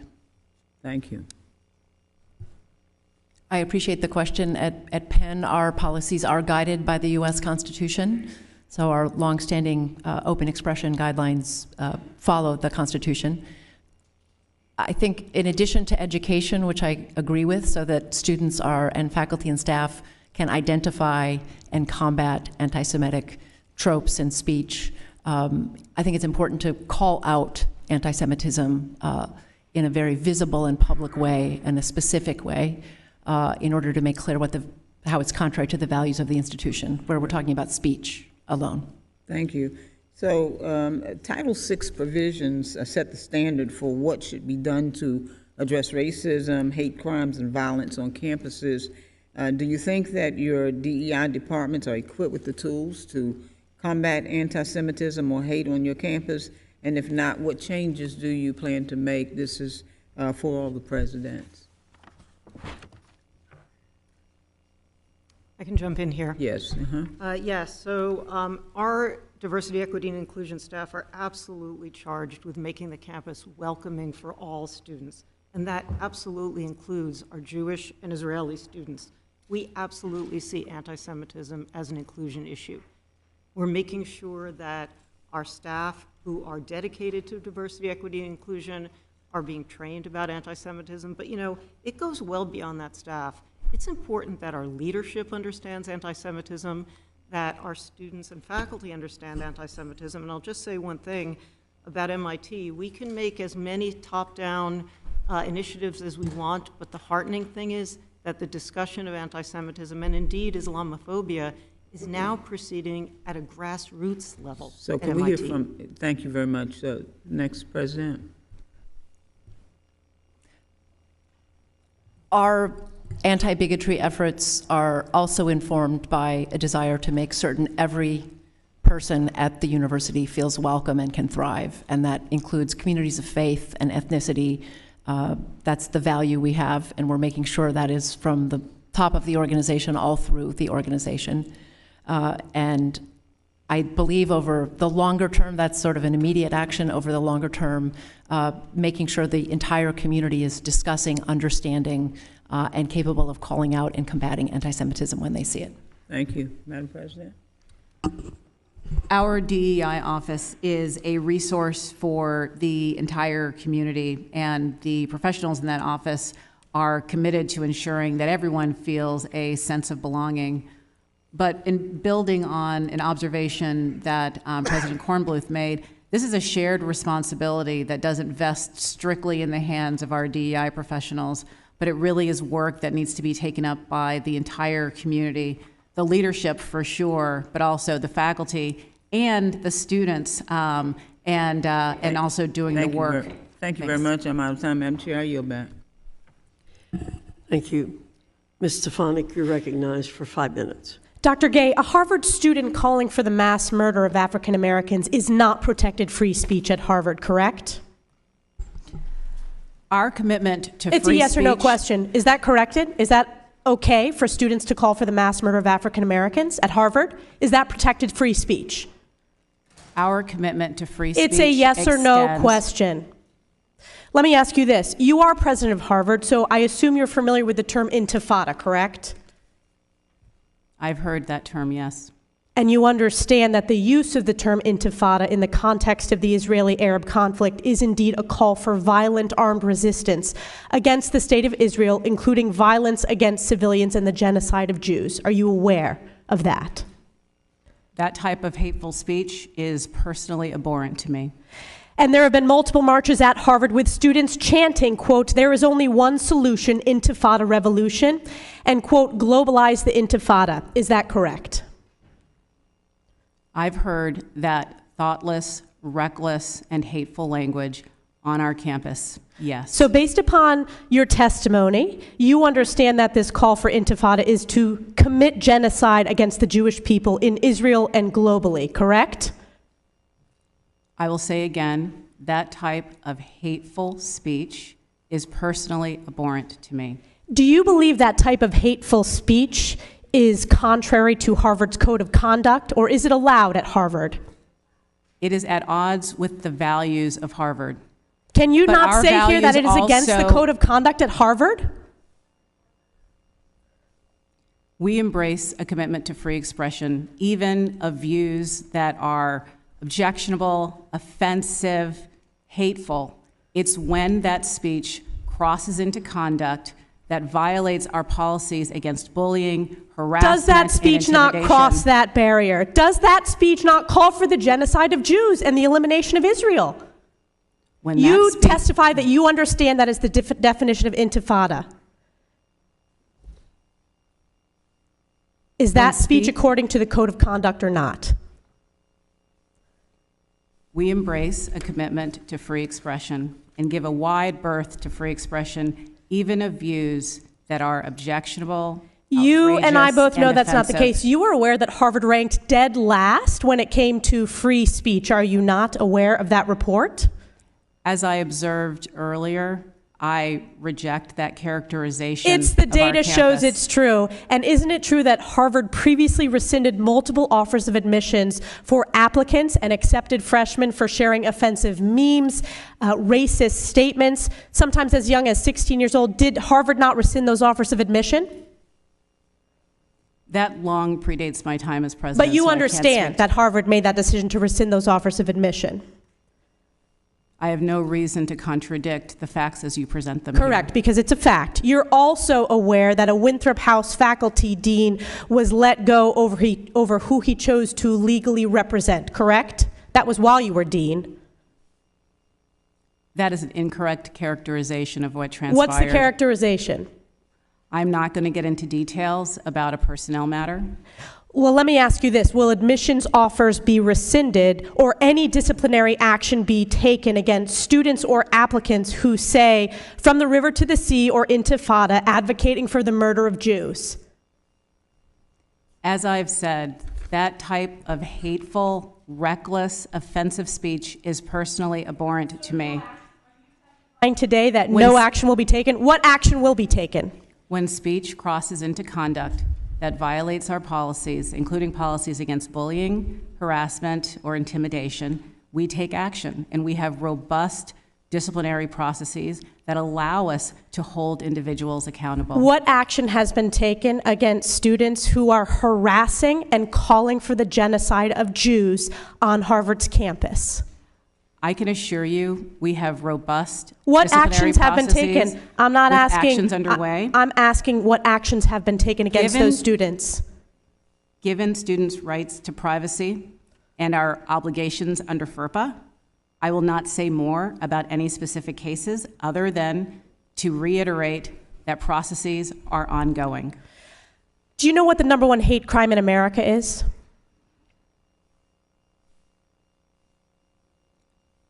I know that over the last couple of months, there has been an alarming rise of anti-Semitism, which I understand is the critical topic that we are here to discuss. That's correct. It is anti-Jewish hate crimes. And Harvard ranks the lowest when it comes to protecting Jewish students. This is why I've called for your resignation, and your testimony today, not being able to answer with moral clarity, speaks volumes. I yield back. Gentlewoman yields back. Mr. Norcross is not here. Ms. Jayapal, you're recognized for 5 minutes. Thank you, Madam Chair. The Anti-Defamation League found that reports of anti-Semitism have nearly quadrupled since this point last year, and we're seeing that reflected on college campuses, with Jewish students reporting that they feel unsafe. No student should feel unsafe. I think we all agree. Anti-Semitism, and indeed all forms of hate, have to be rejected everywhere. And while all of you as college administrators have a responsibility to condemn hate and acts of hate in all its forms, including anti-Semitism, I know that you also face the challenge of and the responsibility of ensuring that people can engage in healthy debates of ideas in a way that fosters safety and inclusion for everyone. So I want to thank you for your commitments to work to ensure a continued diversity of perspectives on your campuses, a diversity of faculty with varied lived experiences. I know that my Republican colleagues have been trying to attack DEI initiatives, including the funding for those initiatives, for some time, and I hope that that is clear in terms of some of the comments that have been made. I want to just give Dr. Gay 30 seconds to respond to anything, given the line of questioning that you had right before, in case you wanted to say anything before I go to my lines of question. Thank you for the opportunity, but I'm satisfied that I've conveyed our deep commitment to free expression, recognizing that it's uncomfortable. Thank you, Dr. Gay. Dr. Kornbluth, your institution is one of many that has responded to incidents between pro-Israel and pro-Palestine groups. Many college campuses have been grappling with their responses to prevent anti-Semitism, to prevent Islamophobia and other forms of hate, while also making sure that every student feels safe to express their thoughts in accordance with the principles of free speech and to engage in the idea of critical thought on college campuses, which I think is what many of us appreciated about our college experiences. Can you speak to the challenges that you've faced in condemning hate and acts of hate while making sure that students were heard?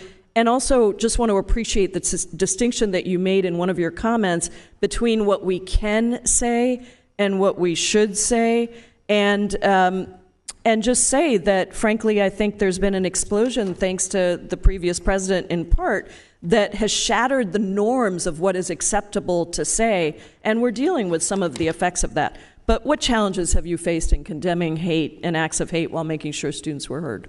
Thank you so much. And I have to say... And say, if you can just pull that microphone right up to you, that would be great. I'm sorry, thank you.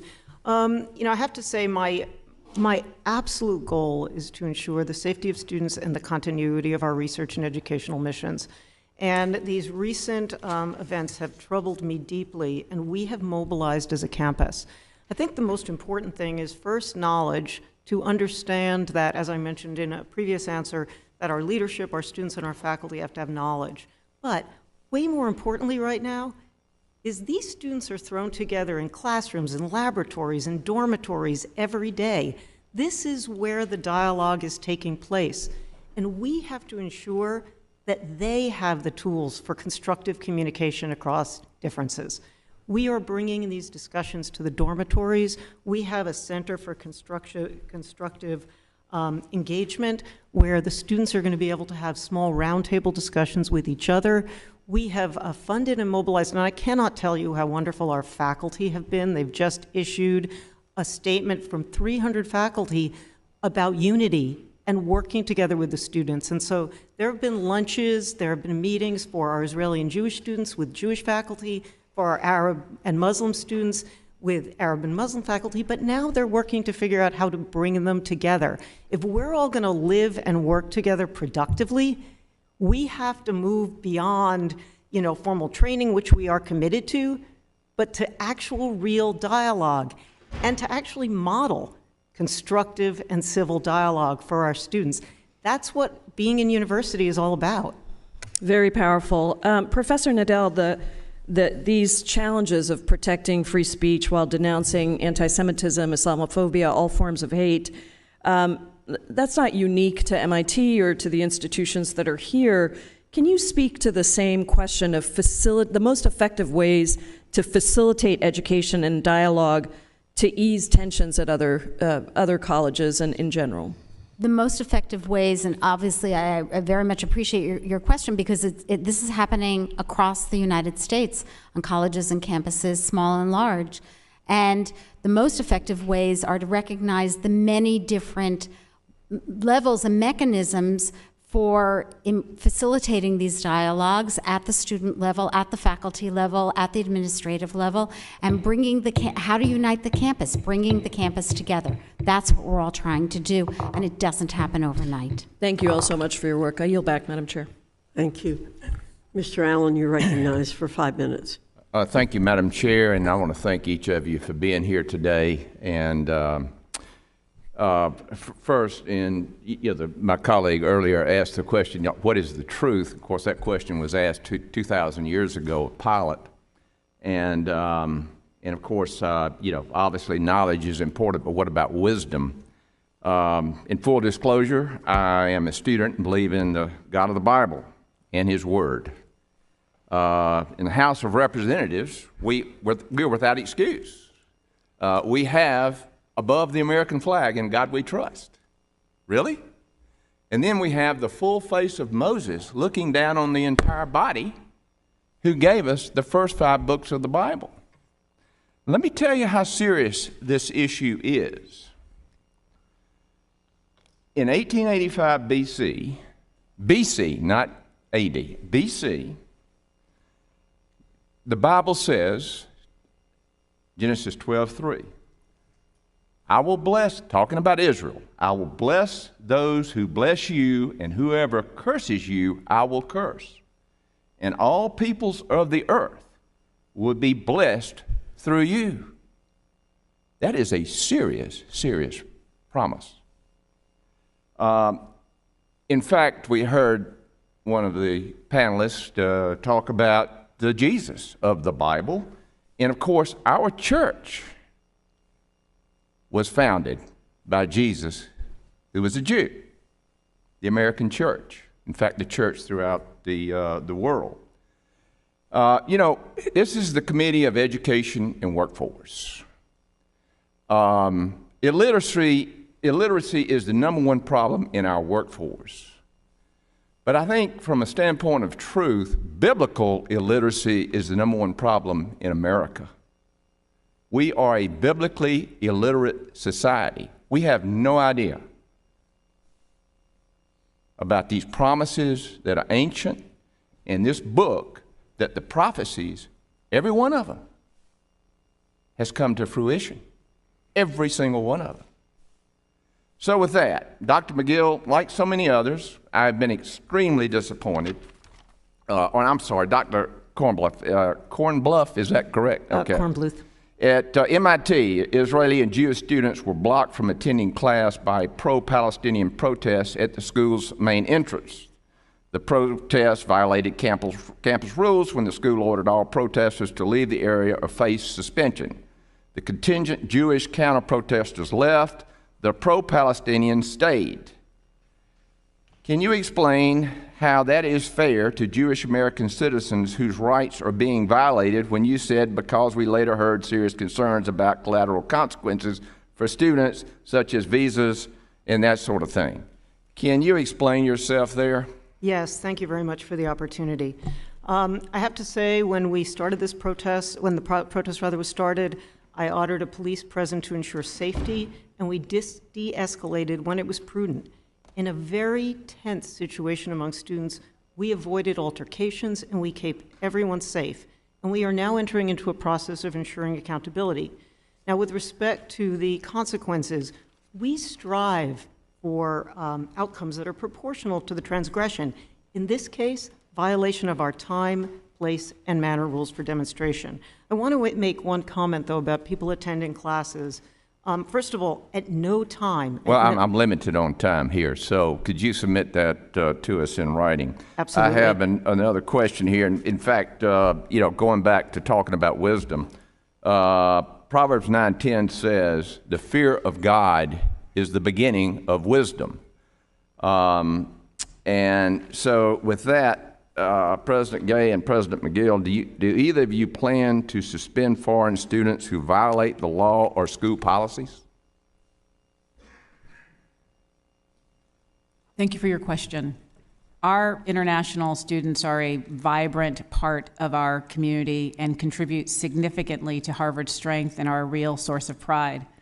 But all of our students, irrespective of their citizenship, are held accountable to following our policies, including our policies around bullying, harassment, and intimidation. And we hold them accountable for that. Okay, well, Dr. Magill, if you'll submit those in writing, and I have a few other questions I'd like for y'all to answer. Thank you for being here. And yes, sir. Chair, I... Thank you, Mr. Allen. Ms. Wild, you're recognized for 5 minutes. Thank you, Madam Chair.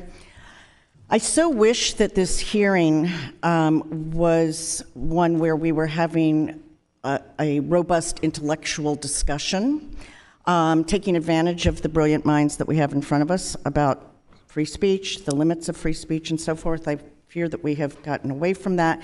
I think the one thing that everybody in this room would agree on is that not all speech is protected or acceptable. For example, when elected officials lie, that's unacceptable.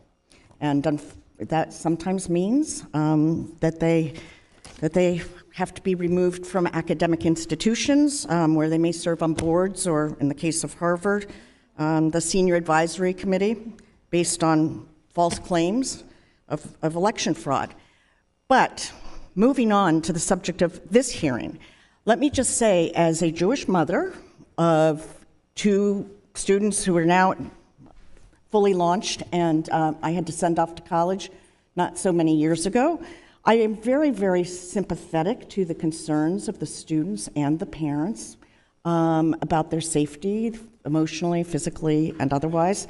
But it's not just about anti-Semitism. It's about all forms of hate speech, whether it's anti-LGBT, Islamophobia, whatever it is, racist language. Our students deserve a place of safety, and again, emotionally and physically. But at the same time, I think of college as the place where we learn to think critically. And to me, that's the most important part of going to college. So here we are in this strange balancing act, and believe me, I feel for all of you because it is a balancing act that you have to perform. So at what point do we determine, or do you determine, that speech is such that it incites violence or it constitutes hate speech? And I'm going to ask President Magill from my home state of Pennsylvania. You saw a video at the beginning of this, and to the extent that the protests at Penn were referenced, did you see that video as an example of hate speech or speech that would incite violence? I appreciate the question from the representative from the great Commonwealth of Pennsylvania. I mean, that video, just as a human being, was very hard to watch. The chanting, I think, calling for Intifada global revolution, very, very disturbing. And I can imagine many people's reaction to that would be one of fear. Mm-hmm. So I believe at a minimum that is hateful speech that has been and should be condemned. whether it rises to the level of incitement to violence under the policies that Penn and the City of Philadelphia follow, which are guided by the United States Constitution, I think is a much more difficult question. The incitement to violence is a very narrow category. So let me just ask you there, if you became aware that a similar protest or rally or whatever you call it was going to be occurring on your campus tonight or tomorrow, how would you respond? What would your approach be? Well, our approach with all rallies, vigils, and protests is that our public safety officers and something called open expression observers are present at all of them. We have a long-standing open expression policy that makes sure our open expression policies are followed. So I would make sure that those people were there. Our public safety officers usually try to speak to the organizers of the conference and talk to them about what our rules are about protests. I'm sorry, I think I said conference. About protests. Can I just stop you? Because, yes, as please. you know, these are really short hearings. Were any actions taken to shut down the protest? I think it was Sunday night, Saturday night, whichever night it was. The Philadelphia Police, their what's called their Civil Action Division was the lead on this. And no, I think they were there to make sure there was no incitement to violence and no violence.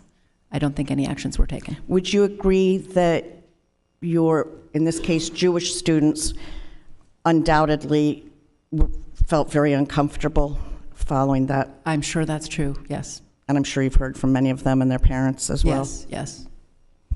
And there were acts associated with that protest which were defacing some buildings, which clearly would unquestionably be a criminal action, and the police are trying to determine who did that. Thank you. Unfortunately, as usual, my time has expired, but I hope we can continue this conversation in another format. Thank you. I want to ask our members to be very careful about the words they use about our colleagues. We don't want to engage in personalities, and so I'm going to ask our members to hold themselves to a higher standard. I now recognize Mr. Banks. Ms. Magill, just weeks before the October 7 terror attacks against Israel, Penn hosted a Palestine Rights Literature Festival. The event featured Mark Lamont Hill, who was fired by CNN for calling for the destruction of Israel. It also hosted and included a member of the Palestinian Youth Movement, which has collaborated with anti-Israel terrorists, and maybe most notably, Roger Waters, the really wacky former Pink Floyd vocalist. The same Roger Waters, by the way, who's publicly used anti-Jewish slurs, desecrated the memory of Anne Frank, and has dressed up as a Nazi and floated a pig balloon with the Star of David at many of his concerts. Why in the world would you host someone like that on your college campus to speak at the so-called Palestinian Rights Literature Festival?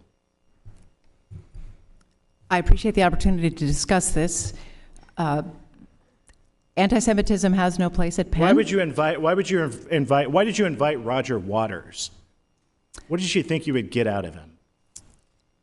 Anti-Semitism has no place at Penn, and our free speech policies are guided by the United States Constitution. Why did you invite Roger Waters? And do you, Anti-Semitism does not have a place at Penn. And you condemn what Roger Waters stands for. Congressman, prior to the event, I issued a statement calling out the anti-Semitism of some of the speakers at that conference. Specifically Roger Waters. Yes or no? Roger Waters is among them. So yes. you specifically called out a guy who floated pig balloons with the Star of David at his concerts. I called out I haven't seen the condemnation. I'm going to go look for it after this hearing. And I hope I can find that well-recorded condemnation from you. I did call out the anti-Semitism of some of the speakers at a conference that had more than 100 people. In the aftermath of the Palestinian Rights Festival, you and your board chairman wrote a memo outlining Penn's free speech policies. You said, quote, Penn does not regulate the content of speech or symbolic behavior. You wrote, including speech, quote, incompatible with the school's values. You went on to say that Penn does not have a policy against hate speech because, quote, defining and policing robust debate, even with respect to the most disturbing issues, is unwise. That's what you wrote. But in 2013, Penn canceled now Prime Minister Modi's scheduled keynote address at a Wharton-hosted economic forum in the face of opposition from Indian American professors. And for the past year, your administration has sought to punish Amy Wax, a tenured law professor, for her stance on DEI and identity issues. And then you canceled an event with former ICE Director Tom Homan due to disruptive student protest simply because he worked for former President Donald Trump. Ms. Magill, the fact is that Penn regulates speech that it doesn't like. Everyone gets this. No one more than the faculty and students who know exactly where the lines are that they're okay to cross. Why did Penn let Professor Ahmad Amala off the hook, who led hundreds of students in chanting, "There's only one solution, Intifada, revolution"? Why does that professor still have a job at your university?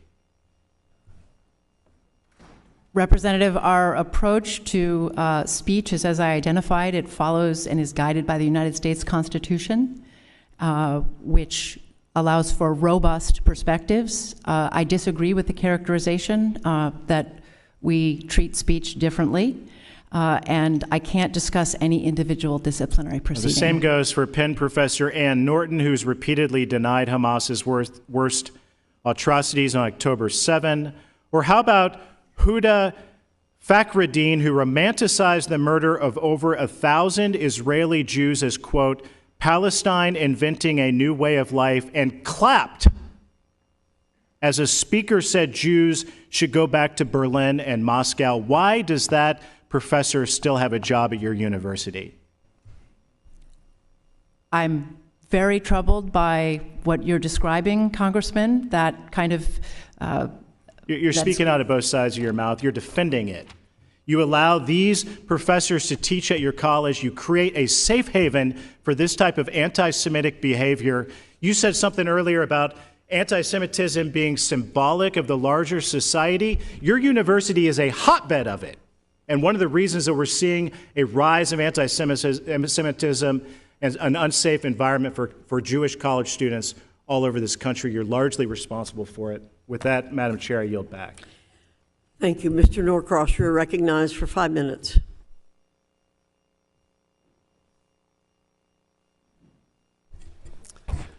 Thank you, Madam Chairwoman, and certainly for holding this hearing on an incredibly important subject that has been thrust upon us, or should I say, has been rethrust. This is an issue that has been before our country and our world for quite some time.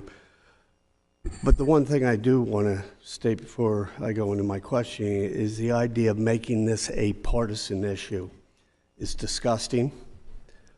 This issue has nothing to do with being on a red or a blue team. This is an American issue in terms of what we're facing on our campuses and shouldn't be taken under the light of a partisan issue.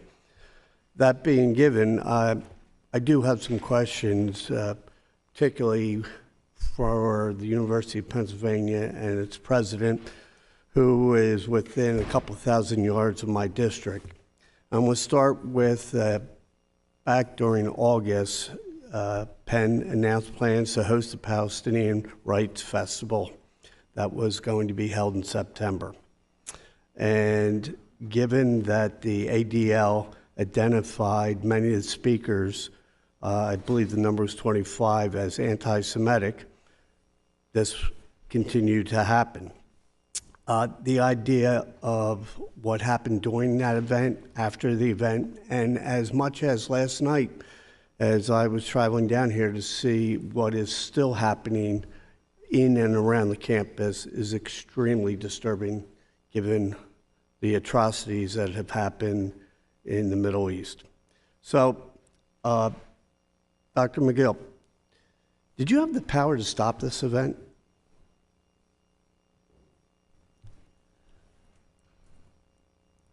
Under our approach to academic freedom and free expression, Congressman, we have probably thousands of speakers to campus every single year. Many of them I disagree with.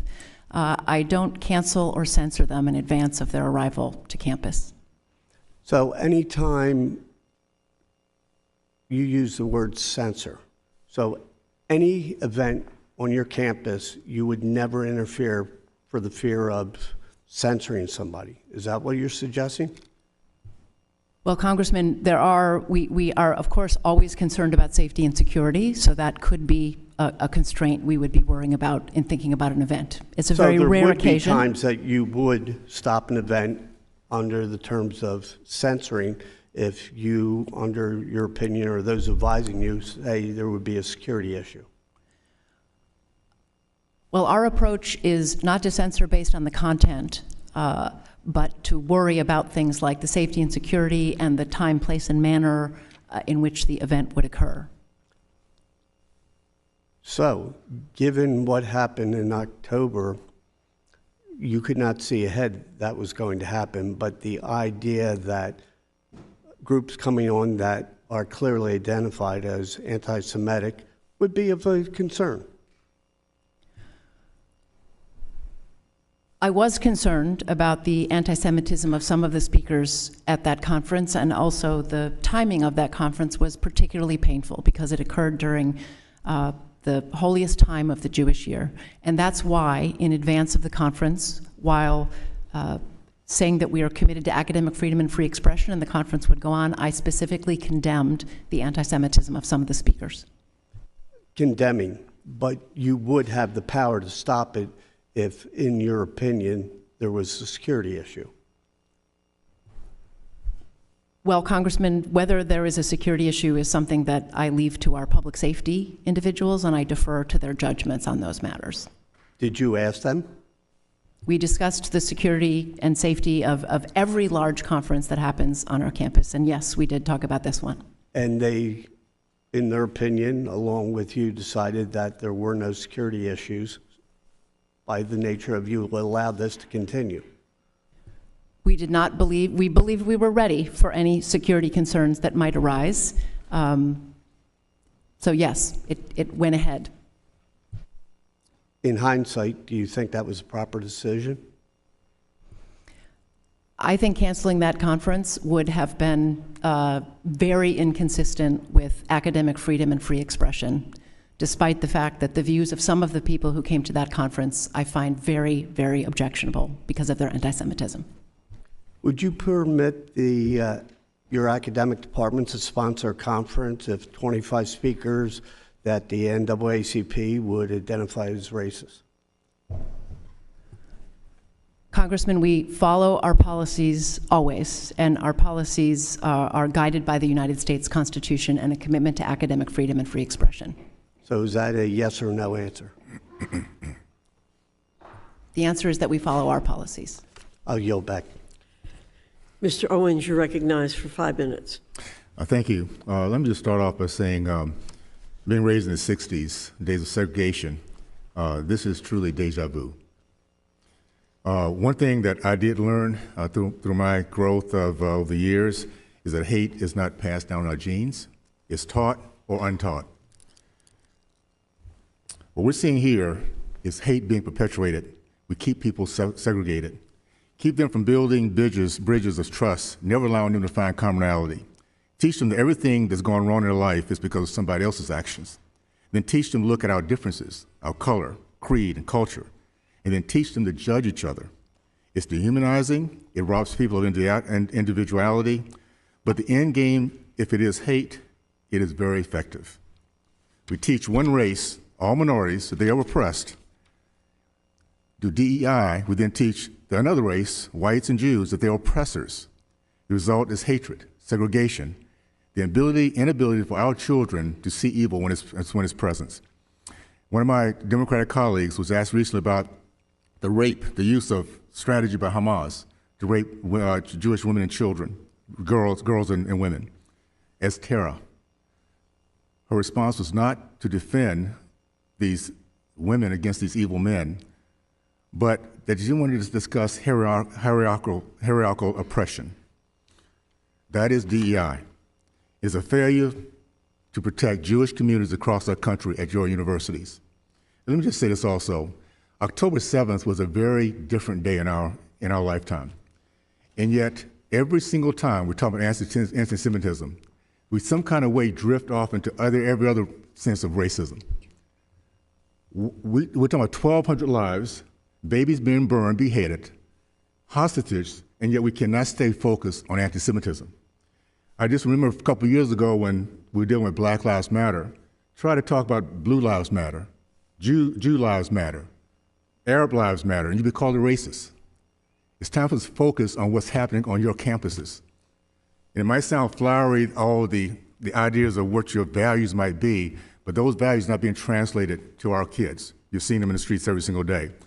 MIT, we heard from a university student here that DEI official liked on the most posts on their media, a post calling President Biden a liar for saying that Hamas beheaded babies. She also posted saying that Israel doesn't have the right to exist, is illegitimate settler colony like the United States. I have a question regarding this idea of segregation, Dr. Gay. Harvard is now have graduations for Black-only graduates, Hispanic-only graduates, and gay-only graduates. How does that bring us together as opposed to dividing us based on color, creed, and all the other things? And by the way, is it okay for a white group to say we don't want other minorities to be part of our graduation? Thank you for the question. There are few scenes that are more inspiring than being. I'm sorry. I'm going to ask you in a way that's going to be very quick because I have a little time. Is it okay to segregate people based on their color? Yes or no? I oppose segregation. Okay, well, I do too, but it's happening on your campus, okay? Dr. Kornbluth, I'm sorry. We have on your campus something called Chocolate City, where Black-only dorms, where whites are excluded. Is it okay also for whites to set up a white-only dorm where minorities are excluded? You know, actually at MIT, our students affiliate voluntarily with whichever dorm they want to. It's not exclusionary, it's actually positive selection by students which dormitory they want to live in. Okay, so it's okay for Blacks to not make whites feel included. Is it okay for whites not to let Blacks feel included on your campus? We're talking about segregation, and it's obviously happening on your campuses. You know, I think it's really important to say that there's a distinction between sending an exclusionary message and looking to other students for common experiences and support. Okay, let me just, I'm sorry, I'm running out of time. And what you're saying is very simply, in 1960s, it would have been okay for whites and Blacks to segregate themselves because they felt more like the people they're with. I disagree very, very much. But let me just say this.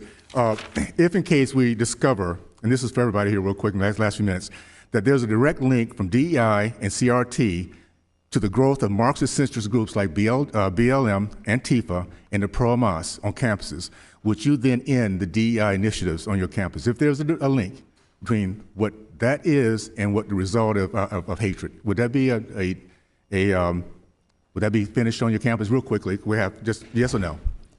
Dr. Gay, let's start with you. Yes or no?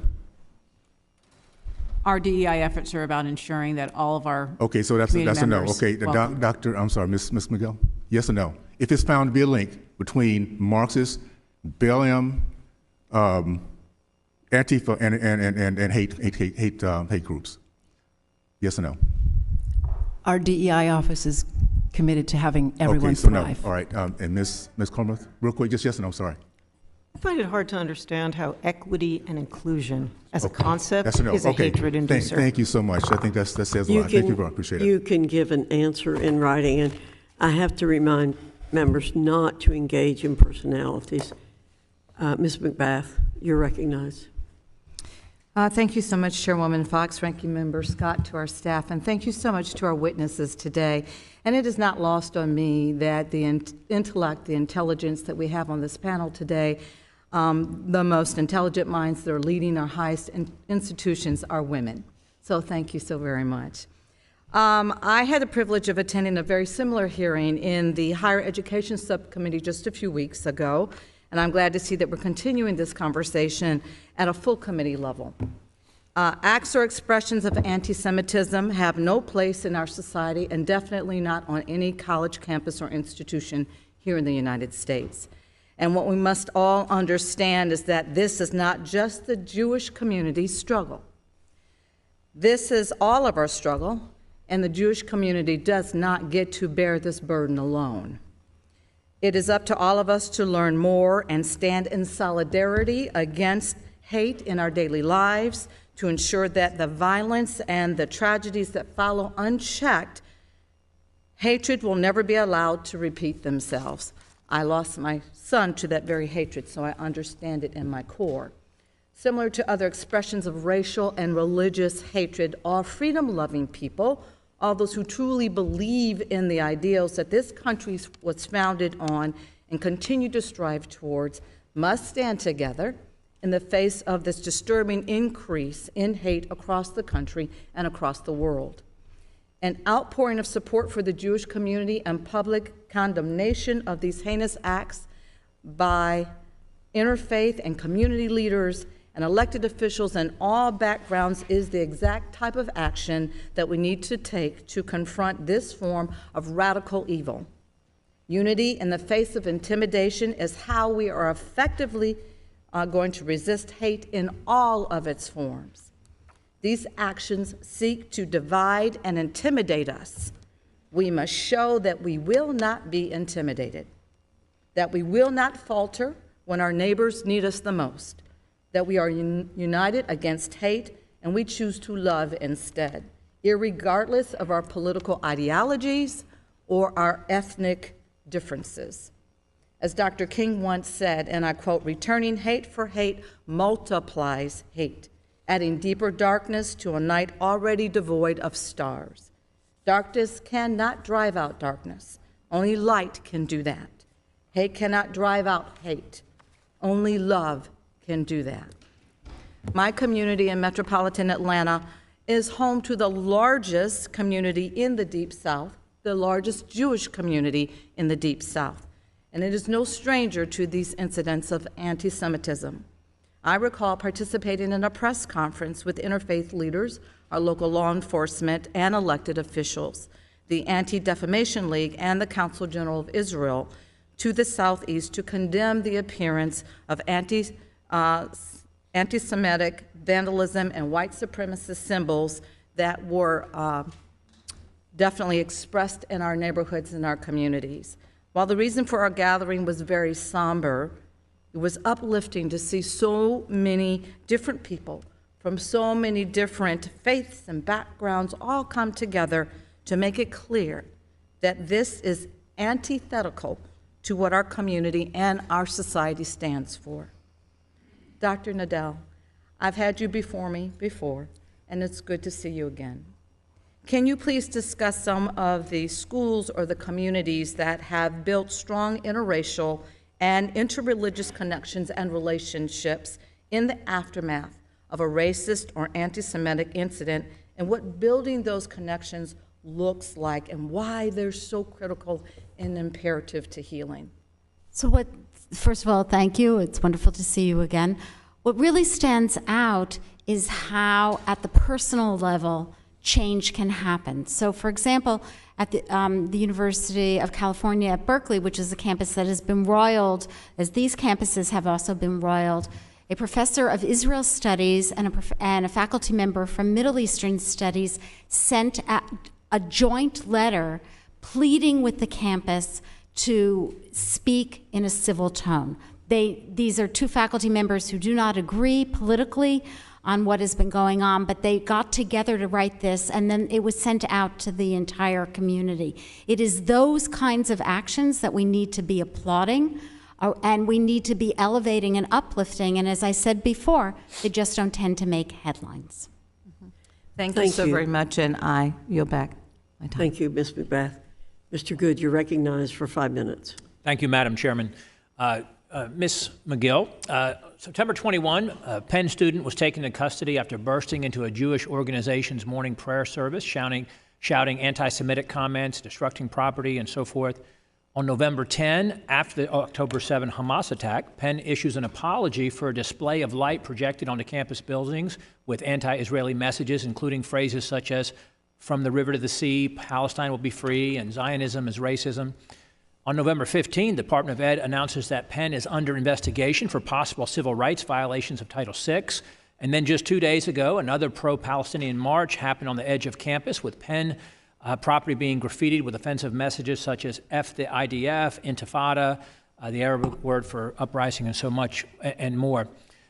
There is a deeply troubling tendency by many on the left, as has already been expressed in this hearing, in media, academia, among elected officials, and even some on this committee, who try to somehow conflate or equate anti-Semitism with so-called Islamophobia. It's troubling that it seems that it's only Jews or Israelis who, when they're attacked or victimized, somehow become the oppressors or instigators of those attacks in the eyes of leftists or some on Penn's campus specifically. It's wrong to suggest that anti-Semitism and Islamophobia are equivalent problems in this country, as noted already in this hearing. Jewish hate crime is the most predominant hate crime in this country today. Ms. Magill specifically. Again, just this past Sunday night, there was another march on the edge of the UPenn campus, an anti-Israeli march. Has there, at any time since October 7, been an equivalent large-scale gathering of crowds in support of the slaughter of Muslims or the elimination of an Arab or predominantly Muslim state? Has that happened on your campus or anywhere near your campus that you're aware of since October 7? Congressman, any act of hate, I find I asked a abhorrent. specific question. Has there been any large gathering in support of the slaughter of Muslims or the elimination of an Arab state on or near your campus that you're aware of since October 7?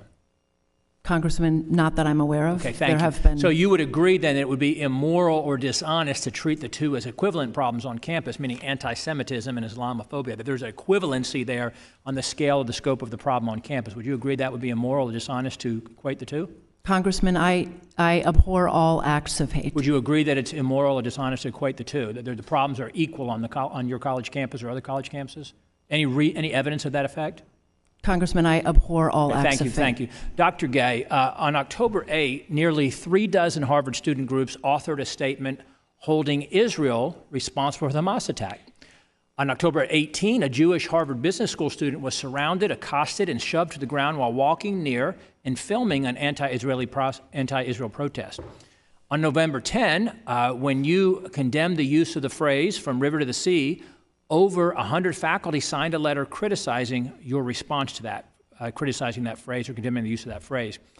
A Harvard Crimson survey of the class of 2022 showed that 93% of respondents viewed President Trump as unfavorable, 6% of students said they were conservative, 34% of students viewed favorably the Palestinian boycott, divestment, and sanctions, or BDS movement.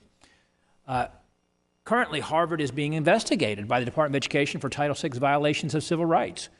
Title VI, as you know, prohibits recipients of federal funds from discriminating on the basis of race, color, or national origin. Title VI violation would occur when an institution has allowed, permitted, or created a hostile environment that targets someone based on their race, color, or national origin.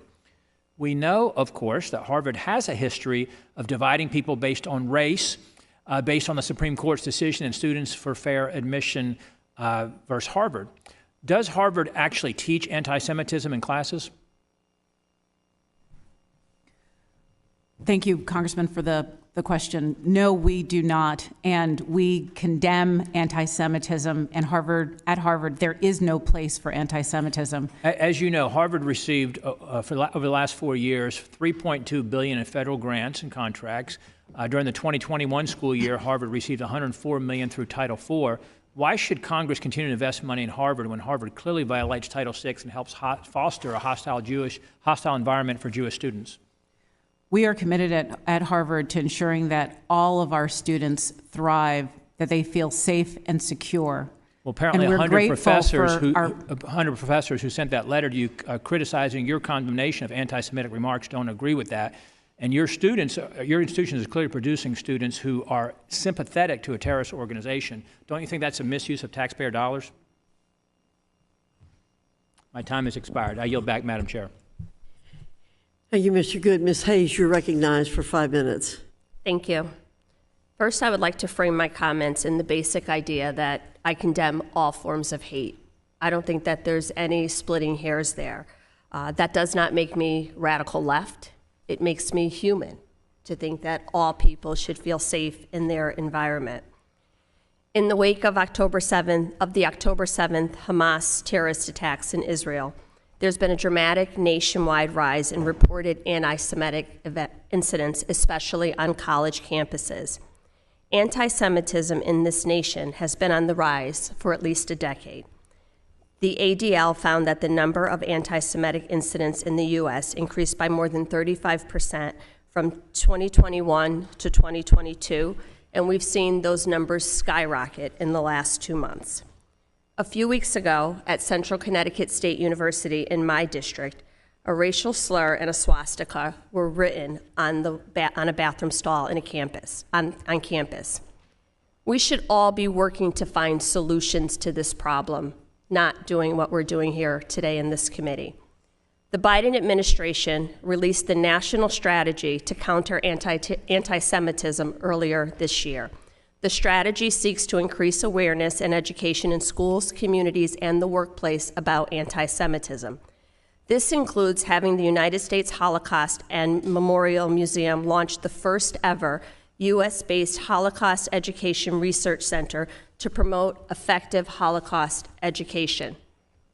As a history teacher, I know the immense power of storytelling and how healthy dialogue is imperative to finding common ground.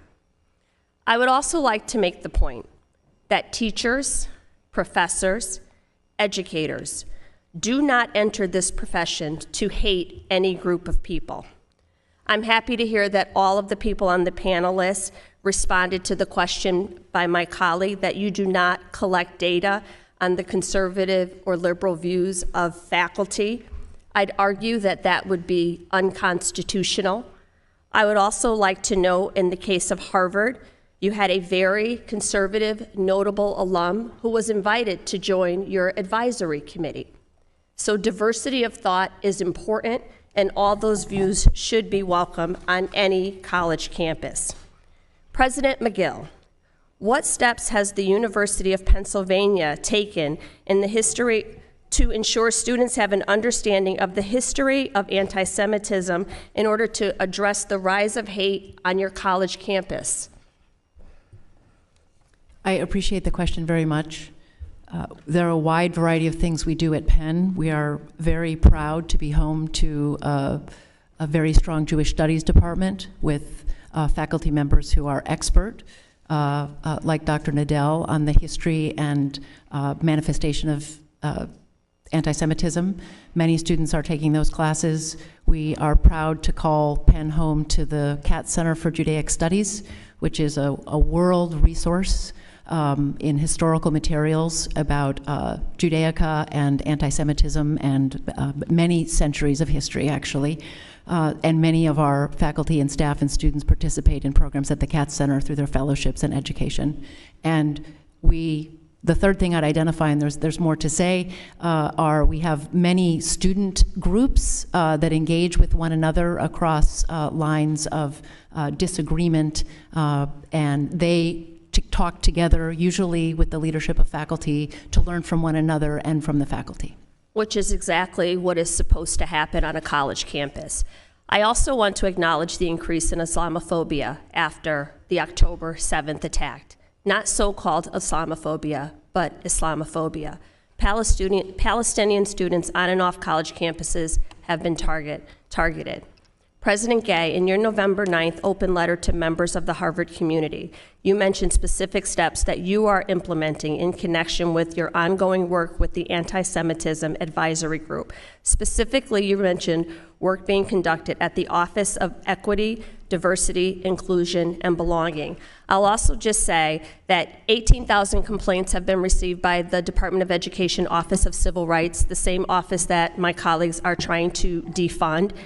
48% of those have been sex discrimination, 32% disability discrimination, and 17% based on race or national origin. We have a problem.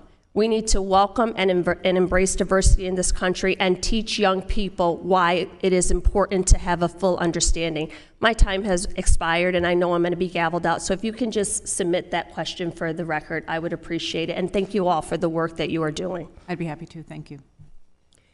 Thank you, Ms. Hayes. Ms. Steele, you're recognized for 5 minutes.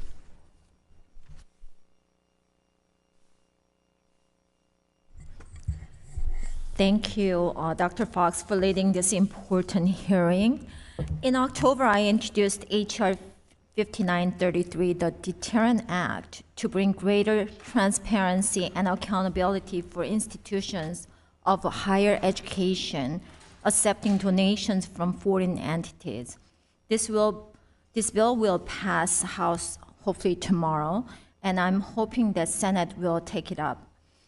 The involvement of hostile foreign entities in our post-secondary institutions is one of the biggest threats facing colleges and universities. Question number one is Dr. Kornbluth. In September 2019, then Secretary DeVos opened the Section 117, it's a foreign disclosure section, investigation into MIT that has not been closed. What concrete steps that has MIT taken to address the lack of Section 117 reporting?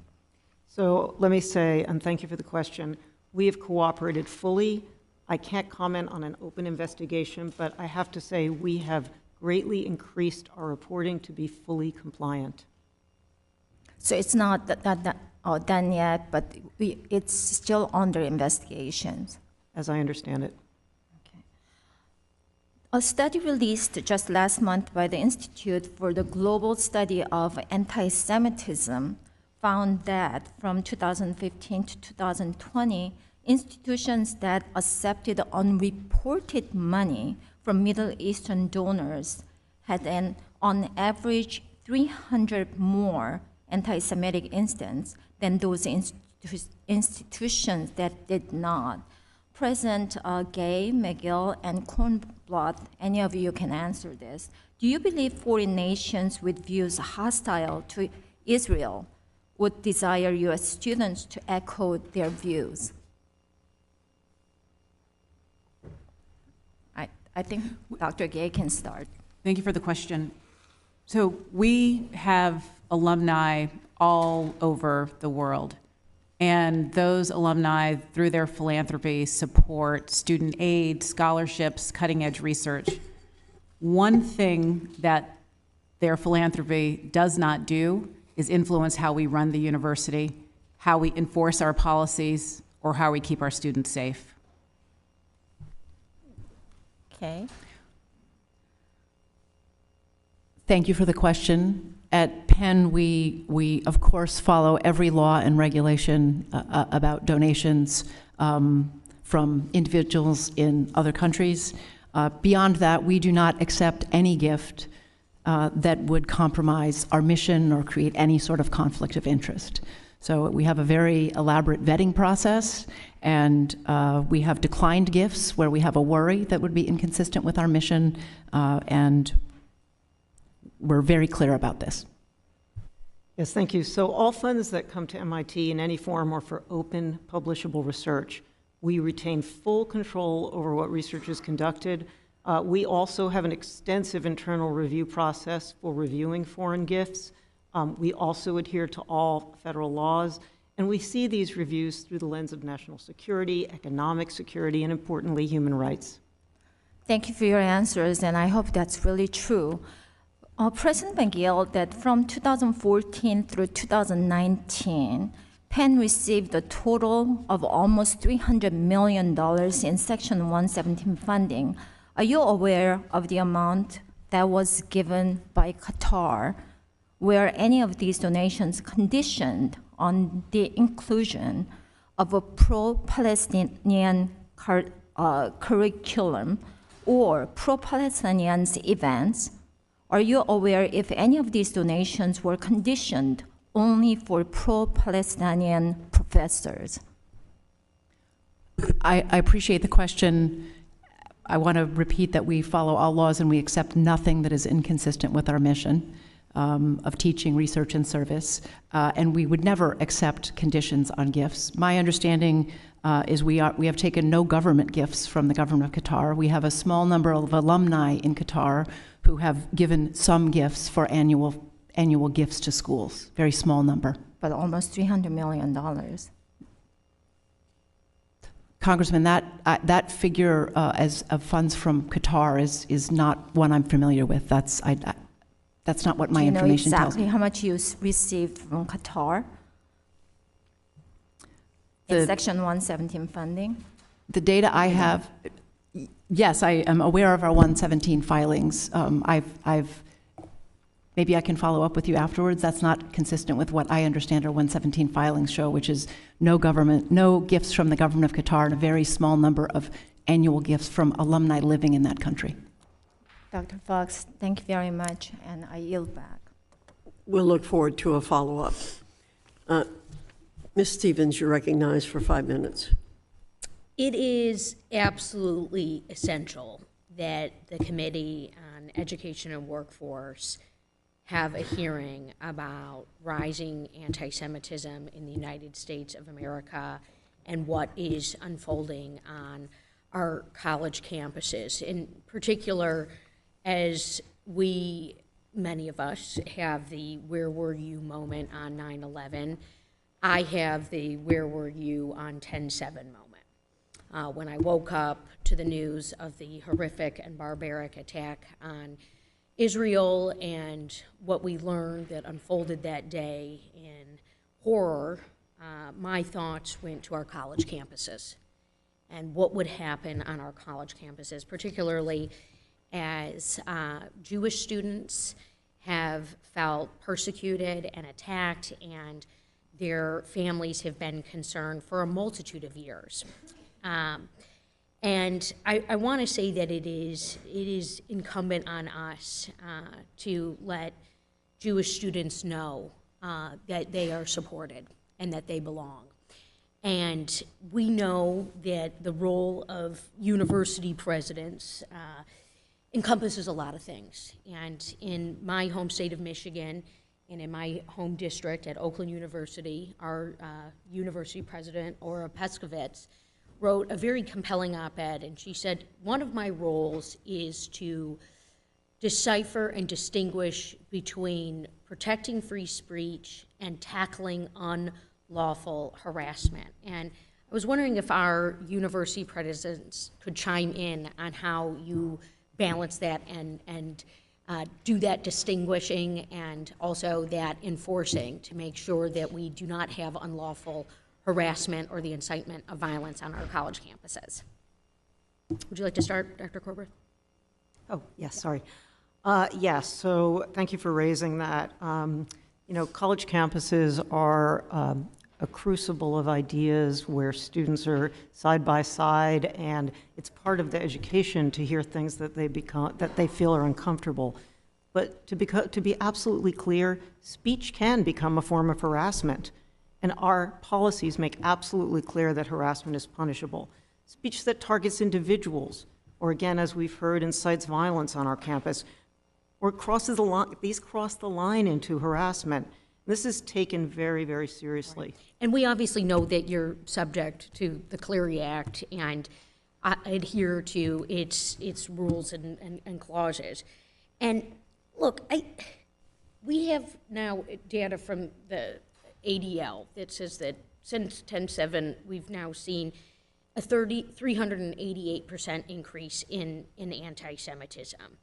And we have to, one, call out anti-Semitism, but two, make sure that we have the right anti-hate laws in place. And it's important for us as a Congress to be partnering with all stakeholder groups. But something else along these lines, and maybe I'm sharing this as a fellow student of the humanities. I hold a master's in philosophy, and so a lot of times it's what's the question, not necessarily what is the answer. And by the way, Dr. Nadell, I hail from American University. 2 people graduated from my class in '06.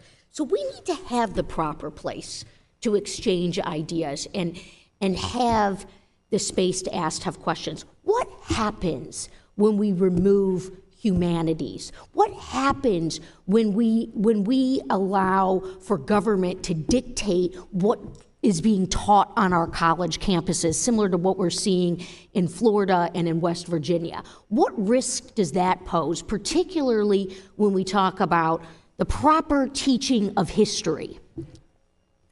May I take that? Yeah, you know, it's interesting. Coming from a majority STEM institution, as I said, I can't even think of a place where it's more important that our students also learn humanities, have a humanistic perspective. We all have to live and work together as people. And in order for us to be successful, when I think about the technologies that are coming down the road, we want our students to understand the moral implications. We need to do both. We need to do both. We need exactly. to do both. And we will continue to call out anti-Semitism as members of Congress and push on this topic. 5 minutes is certainly not enough, and I call on our committee chair. Let's have a hearing about affirmative action and what the Supreme Court ruling has now done to minority students and minorities being able to join institutions of higher education. Let's have a hearing about Islamophobia, and let's talk about anti-LGBTQ practices that are affecting the mental health of students on college campuses. Thank you, and I yield back. The representative of Michigan, Ms. McLean, is recognized. Thank you, and thank you all for being here today. I listened to your opening statement, and we all talked so passionately about what was happening on the college campuses as it pertains to anti-Semitism is absolutely unacceptable, and I appreciate that. However, talk is cheap, and we really need action. So what I'd like to talk a little bit about today is what actual action items, not lip service, but action items have happened. So I'll start with you. President Gay, under your leadership, Harvard has done little to condemn Hamas's brutal murder of women and children, promote Israel's right to defend itself, or protect Jewish students from harassment. For example, I'm curious, what action was taken from Harvard when a Jewish student was mobbed on your campus last month? Action, not lip service, action, ma'am. So this specific incident, I've communicated about publicly. So as you may know, that is an incident that is currently under investigation by HUPD and the FBI. Any action? And when that investigation is complete, so you can't we will answer. address I'm it going to through move a on to my student next disciplinary question. Do you have an action item or not as of this time? Was any action taken? Any action? I can't share more about. Will these students intimidating Jewish students just because they are Jewish be expelled from the university? I'm sorry, I didn't catch your question. Will the students who are intimidating Jewish students just because they're Jewish be expelled? You're describing conduct that sounds like it would violate our policies against bullying and intimidation and harassment. And if that is the case, it would be addressed through our policies. Another question. Why did you allow protesters to occupy University Hall for 24 hours? And not only were these students not punished, but two of your deans provided them with food and promised no disciplinary action would be taken. And that was reported by the Harvard Crimson. I can assure you that we have very strong disciplinary processes, and where conduct violates our policies, we use those policies. So did conduct violate your policies during that incident? We have disciplinary processes underway. So is there an answer to that or not? We have disciplinary processes underway. So was any discipline action? I love the lip service. I do. And you academic, I love that. I'm looking for an action item. Yes, no. Was anybody expelled? Any action item? And if you don't know, that's okay too. We hold our community to account. All right, I'll reclaim for our my policies. time. Thank you, President Magill. Under your tenure, swastikas have been drawn outside residence halls where Jewish students live. The Hillel House was broken into. Jewish students urged not to wear symbols of their ethnicity, and those same students harassed when they go to collect kala for Shabbat. I will be submitting questions for the record on outbreaks of anti-Semitism at UPenn, and I look forward to your response because obviously 5 minutes is just way too short of an answer. but I would encourage you to give answers. We deserve answers. People deserve answers, not rhetoric, action items. It is clear that the Jewish students on all of your campuses are afraid to be themselves because you have refused to take real action. There's that word, action, against anti-Semitism, right? A lot of rhetoric, no action. I strongly encourage all of you to look at the Holocaust learning experience set up by Morris Life Health System in Florida to teach lessons from the actual Holocaust to students in 5th through 12th grade. This program has trained hundreds of teachers in 2 short years and has gone a long way to teaching students about the harm anti-Semitism has in our community. Harvard, UPenn, and MIT, I think y'all could learn a little bit about this. With the remainder of my time, I will yield to Ms. Stefanik.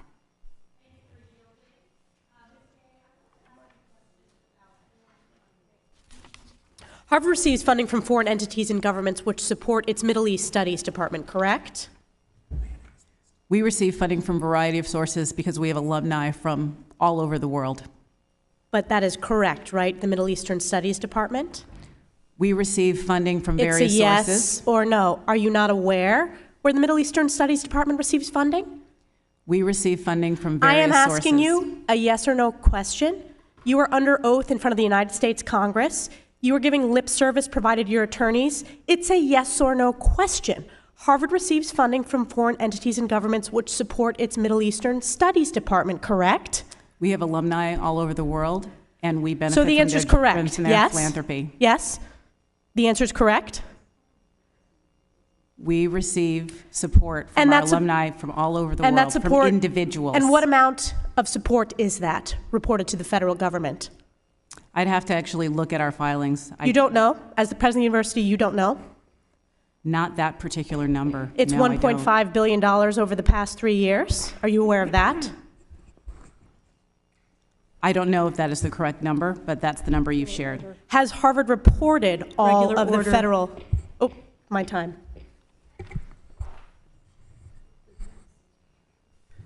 Ms. Manning, you're recognized for 5 minutes. Thank you, Madam Chair. For years, virulent anti-Semitism has been on the rise on college campuses. And sadly, since October 7th, the October 7th Hamas terrorist attack, campus anti-Semitism has skyrocketed on your campuses and all across the country. It is shocking, it is pervasive, it is threatening, and it is stunningly visible. The fear Jewish students are facing is real and it's justified. Jewish students are trying to get an education while entrance to their classes are blocked by protests outside and inside classroom buildings. They sit in classes disrupted by protesters with bullhorns accusing Israel of genocide, with students chanting, "Long live the Intifada." And by the way, as we all know, the intifadas in Israel included years of terrorist bus bombings and restaurant bombings that resulted in countless deaths of Jewish and Arab civilians. Jewish students in college dining rooms are confronted with banners that say, "From the river to the sea," a phrase that calls for the end to the Jewish state and the killing of Jews. Don't take my word for it. You can listen to the leader of Hamas, who has been quite vocal about what that phrase means. A Jewish student at Harvard was asked by the professor to leave his class because the other students weren't comfortable having their discussion in front of that Jewish Israeli student. Jewish students have been pushed, spat upon, punched, and told not to leave their dorms for their own safety during protests.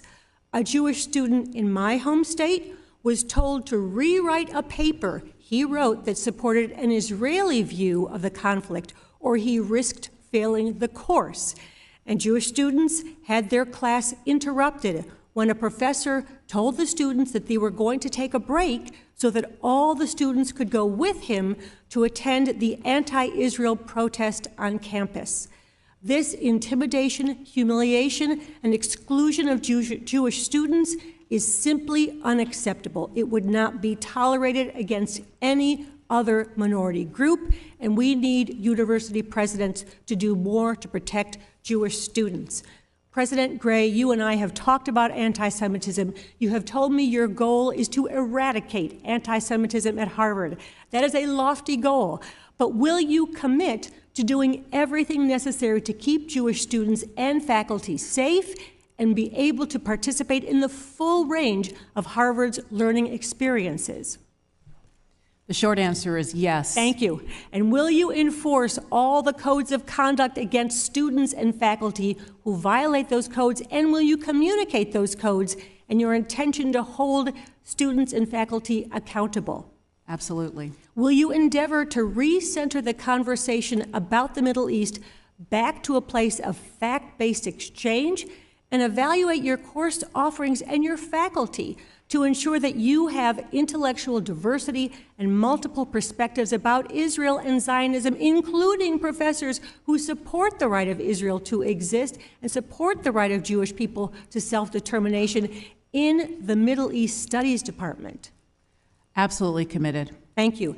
And will you commit to work with Jewish and Israeli scholars to make sure Harvard has a full range of lectures and scholarship described in Dr. Nadell's testimony?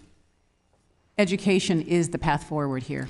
So I understand that you have condemned the phrase "from the river to the sea," but I also know that the Harvard School of Public Health has a course called The Settler Colonial Determinants of Health that introduces students to the concept of settler colonialism and its health equity implication. It uses case studies in the United States and Palestine and talks about poor health outcomes for indigenous and other non-settler communities. President Gray, are you aware that Jews were indeed indigenous to the land of Israel and have lived there for 2,000 years? I do know about the long history in Israel. So what is Harvard doing to educate members of the community about these phrases and other false accusations that Israel is a racist, settler, colonialist, apartheid state, given that Harvard is actually teaching courses with the underlying premise that Israel is a settler colonial state? We have faculty, we have outside speakers who come and over the last couple of months in particular have been providing more insight into the nature of the conflict and the ways forward. And obviously we have more work to do, and that's part of how we're going to eradicate anti-Semitism on our campus. Sadly, my time is expiring, but I'd like to follow up on that and other courses at Harvard, and I'd also like to follow up with Ms. Magill about how her students felt, her Jewish students felt, after the Palestinian writers' meeting, and whether they in fact felt threatened Thank you, Ms. Manning. Thank you, Madam Chair. Ms. Miller, you're recognized for 5 minutes. Thank you. Dr. Gay, when Harvard allows foreign students to enter the U.S. on a student visa, you are responsible for ensuring that they uphold our American values of free speech and free exercise of religion. Harvard can expel students who are here on a visa if they commit acts of violence or threaten violence against American citizens, which would terminate their student visas. Dr. Gay, has Harvard expelled any foreign students who are here on student visas for threatening violence against American students? Our international students are an enormous source of pride for Harvard and part of our strength as an institution. Absolutely. And we hold those students accountable. Have you expelled anybody? We hold those students accountable to the same set of disciplinary processes that we hold all of our students accountable to. So you have not expelled anybody? I'm assuming your non-answer is an answer to the students. They now know you have not expelled any foreign student for threatening the Jewish students.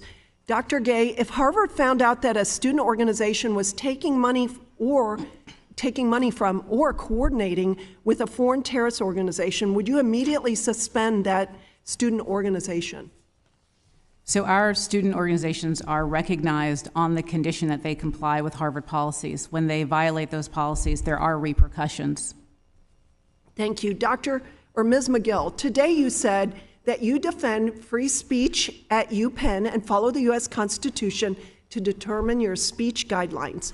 Would you allow President Trump, who is a graduate of UPenn, to speak at UPenn if a student group invited him? Yes. That's excellent. I'm sure President Trump will be happy to hear that you would welcome him on the UPenn campus. Ms. Magill, earlier this year, a former UPenn student told the House Judiciary Committee that she was forced to undress and change next to a grown man with male genitalia 18 times a week in the locker room. Ms. Magill, do you think it's appropriate for UPenn to force young women to change in a locker room with biological men against their will? I appreciate the question. At Penn, we follow the rules of competition, and if a student complies with the NCAA rules, they can compete for Penn. Yes, this is a clear violation of Title IX. You are violating the civil rights of your female students, and you will be held to account for it. Ms. Magill, as president of UPenn, can you give us some insight into why Joe Biden was paid almost $1 million by UPenn? What were his responsibilities when he is at UPenn? Did he teach a class? I appreciate the question. President Biden was a professor of practice at University of Pennsylvania for a little over 2 years. My understanding is that his salary was $400,000 a year. We also had Mr. Jeb Bush as a professor of practice at University of Pennsylvania. President Biden had a wide variety of obligations. He was in many different classes. What obligations exactly did he have? He held seminars. He was in many different classes. He interacted with thousands of students over the time he was there. Mm-hmm. He invited speakers. The goal of the center was to enhance. For $400,000, anonymous Chinese donations poured into UPenn after your university hired Joe Biden, and he appeared to have a no-show job. The House Oversight Committee is going to get to the bottom of this, and I yield the remainder of my time to Dr. Fox.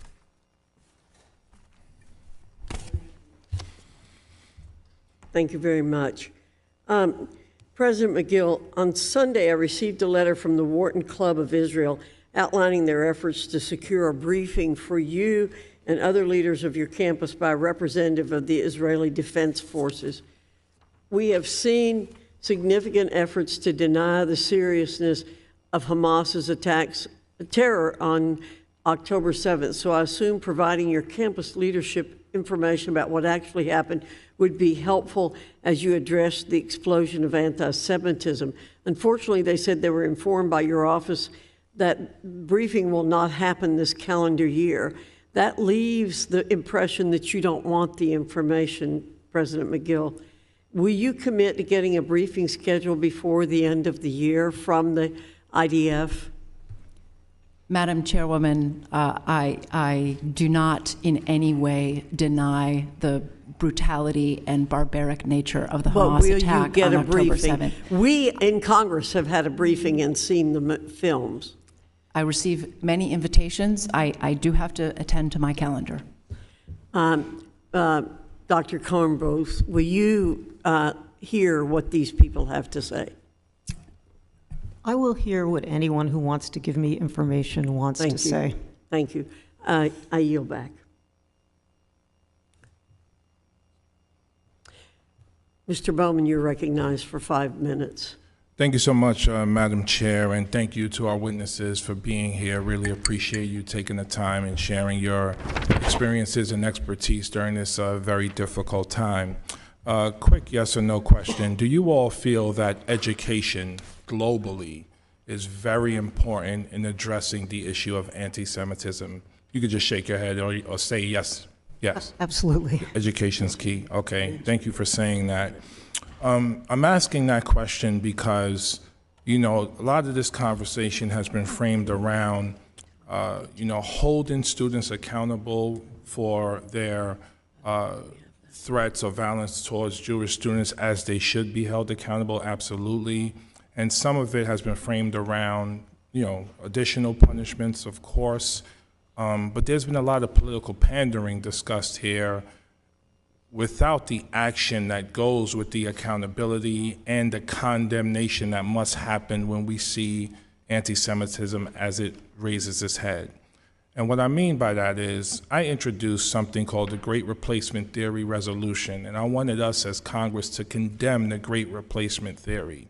The Great Replacement Theory is a white supremacist theory that says Jews, blacks, and immigrants are looking to replace white people in America.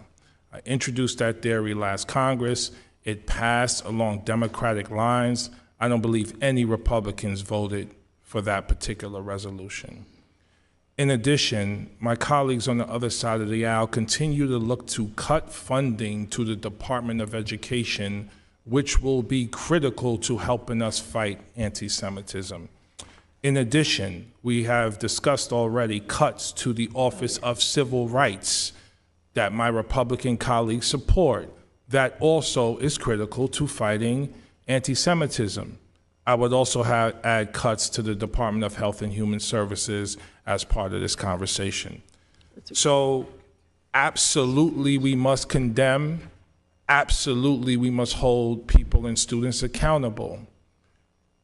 But how do we get into the mud and do the real work of fighting anti-Semitism without investing in education in the way that we need to invest? Not just at the higher education level, but in our K-12 schools as well. I'm a former K-12 educator for 20 years. I taught elementary school. I was a dean in the high school, and I was a middle school principal for 10.5 years. Our kids read the Diary of Anne Frank. I've had students who have gone to the Holocaust Museum. I still have students in my district from the Bronx, black or brown, visiting the Holocaust Museum, becoming educated and wanting to learn more. Talk to me about the need, not just for you all as leaders in higher education, but every single person in this room's responsibility to fight anti-Semitism and anti-hate in all its forms. And I just want to add, we have an original sin in our nation of slavery and discrimination.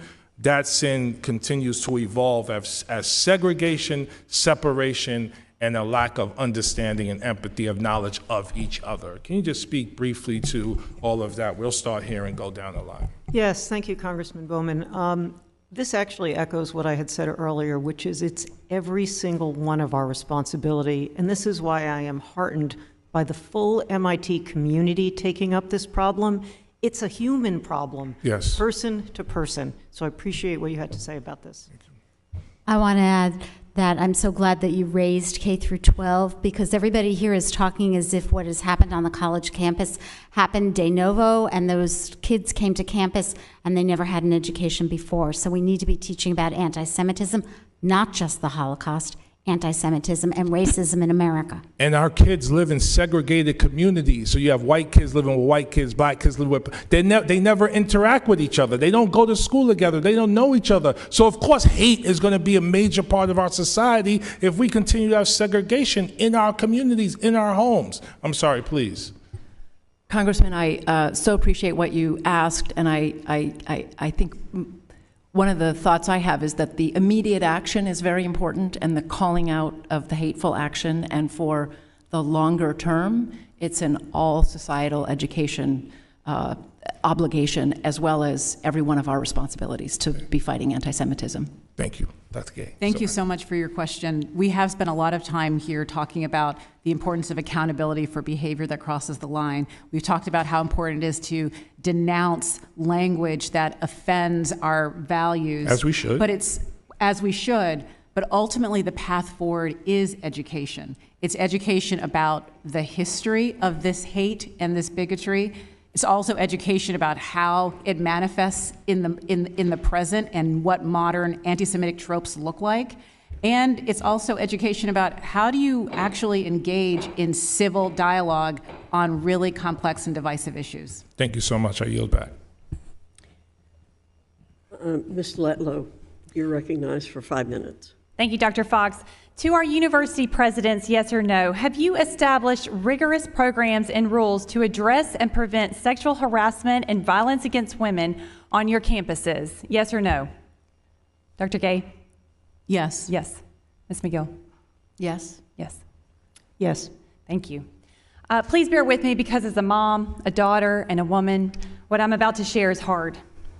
An article from CNN, which examines the Israeli investigation into acts of sexual violence by Hamas during the events of October 7th, includes a testimony from a female witness of the Nova Festival attack.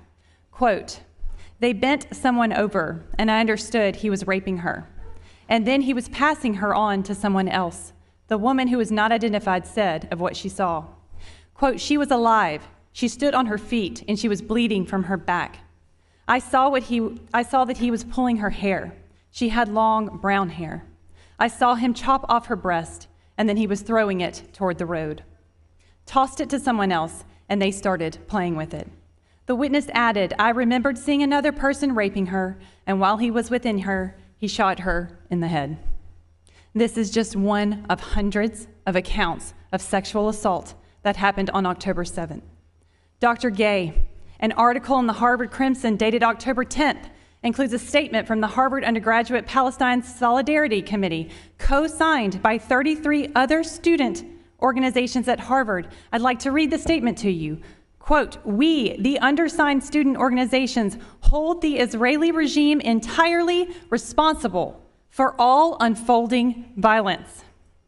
How, Dr. Gay, do you reconcile the blatant hypocrisy of allowing your students a forum to promote and celebrate terrorist groups that make the rape and mutilation of women and children a core function of their operations, while at the same time working for years to combat sexual violence towards women, and by allowing a month to pass before addressing with a real plan and the demonstrations and intimidations on your campuses? What message is this and this delay conveying to your women on your campuses? I can only imagine how terrifying it is to be a Jewish woman on any of your campuses. Just last night, a Jewish student from MIT wrote to me that she felt fearful and was forced to leave her study group during her doctoral exams because someone in her group told her that the women at the Nova Festival deserved to die because they were partying on stolen land. Now, while I am grateful for your condemning of anti-Semitism in statements to your students and to this committee, it's not enough. There has been no real action to hold anti-Semitic students accountable for their behavior. They should be expelled. The bottom line is that the buck stops with university presidents, and all students should feel safe on a college campus, especially in this case, Jewish women, as it would be terrifying to know that my administration is not doing more than simply condemning student groups perpetuating terrorist messaging. And as a former administrator myself in higher education, this is a major step backward in all that we have done to stand up against sexual violence towards women. I have always defended higher education in this institution, but quite frankly today, I am embarrassed. I yield back the remainder of my time to Ms. Stefanik. Dr. Gay, did anyone contact you about flying the Israeli flag over Harvard Yard? Yes. And the decision was made not to allow the flag to be flown over Harvard Yard? It's been standard protocol at the university for years to only fly the American flag unless we have a visiting dignitary. So the decision was made to allow the Ukraine flag to be flown over Harvard Yard? That was a decision that was made by my predecessor as an exception to a long-standing rule. So it was an exception. So you made an exception for the Ukrainian flag, but not the university made an exception for the Ukrainian flag, but not the Israeli flag. That was a choice made by my predecessor. Are you aware that there are stickers that are placed on Harvard University Dining Services food calling for Israeli apartheid? It says, warning, Sabra funds Israeli apartheid and the murder of Palestinians. Is that acceptable? I can assure you that we have strong disciplinary processes when there are violations of our rules. And this is a violation of the rules? I can't see that very clearly, but... Are you not aware of the stickers being placed on the food items provided to Harvard students? I do recall an episode like that. And there are disciplinary actions ongoing? Given students' privacy and FERPA, which I'm sure you know well, I will not say more about these particular cases other than to say that disciplinary processes are underway.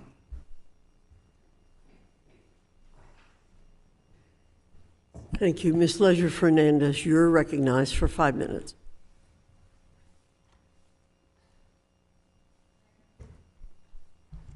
Thank you very much, and thank you to the witnesses for being here. And I am struck by the passion which we all are bringing, because we know that the issue we're talking about today, anti-Semitism, white supremacy, you know, the issues that give rise to this, the issues of hate need to be addressed. what saddens me is that my colleagues on the other side of the aisle recently passed an appropriations bill out of the committee that would cut funding to the Office of Civil Rights by 25%.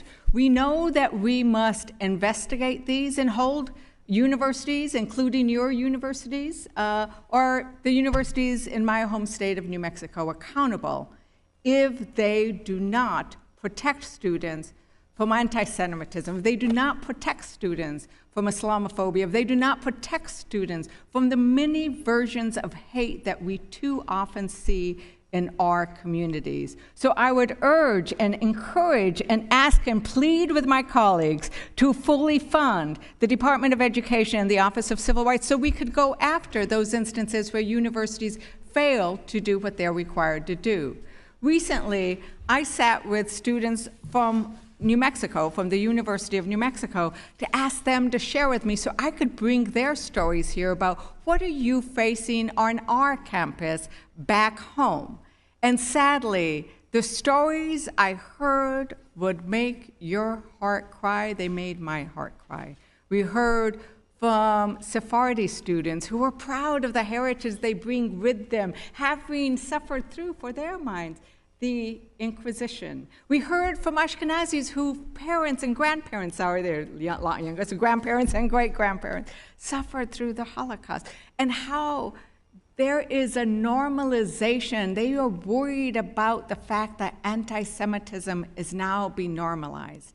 And we all have a duty to fight back against that. And one of the things that they pointed out is that there seems to be a lack of understanding of the history of anti-Semitism. There seems to be a lack of understanding of the attacks on Jews over the centuries, as we mentioned, from the Inquisition and before that to the Holocaust to the latest that we are now seeing. And they said, how come there isn't general curricula that requires it? We talked about the importance of K through 12, understanding that. We know at Harvard, for example, that you have I believe, a course on the Holocaust. But what do you have for, before you get to that specialized course, like how are we making sure that all students understand that? And you're, Madam President, if you could answer that, I know you looked like you wanted to respond.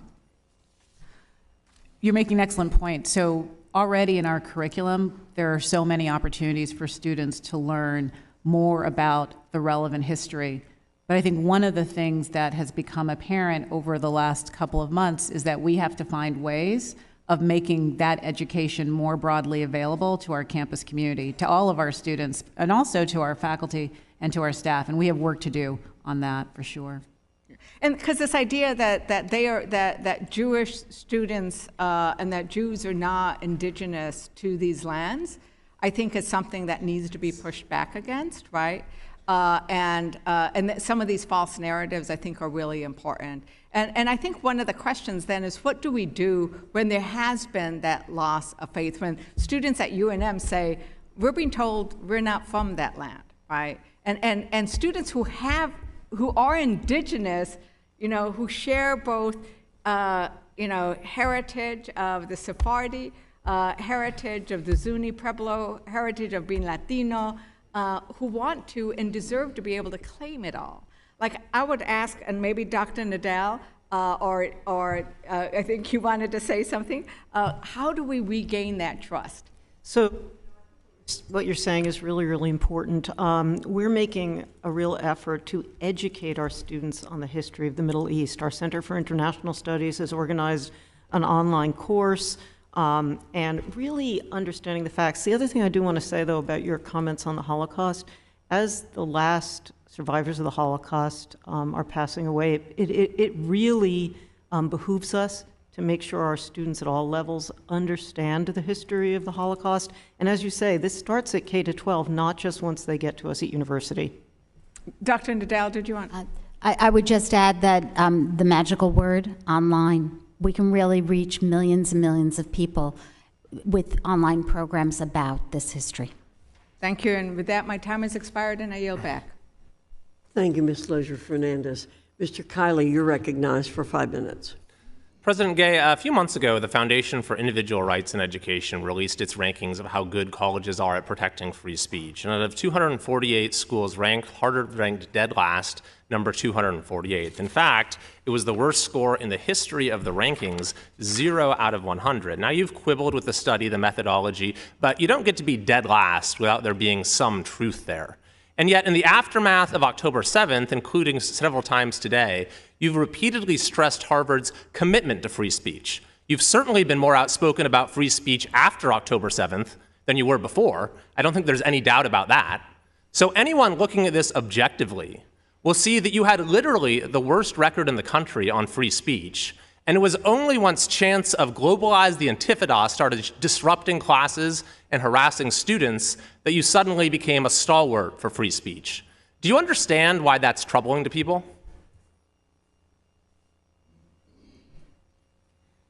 Respectfully, I disagree with that perspective, and I don't think it's an accurate representation of how Harvard treats speech on campus. We are committed to free expression and making space for a wide range of views and voices and opinions. It's bedrock well, thank you, Dr. Gay, but I asked if you institution. understand why people are troubled, and you proceeded to try to defend yourself, which suggests to me that you don't really understand and haven't adequately tried to. So I'm going to ask you a few questions, and I'd really appreciate a yes or no answer if you could. Do you believe Hamas is a terrorist organization? Hamas is a terrorist organization. Senator Schumer, in a speech a few days ago, characterized October 7th as a vicious, blood-curdling, premeditated massacre of innocent men, women, children, and elderly. Do you agree with that characterization? That characterization is accurate, and I have condemned the heinous and barbaric terrorist attacks. Senator Schumer also said that when students on college campuses across the country who wear a yarmulke or display a Jewish star are harassed, verbally vilified, pushed, and even spat upon and punched, that is anti-Semitism. Do you agree with him that that's anti-Semitism? I agree. Do you acknowledge that some incidents of that nature have been occurring on Harvard's campus?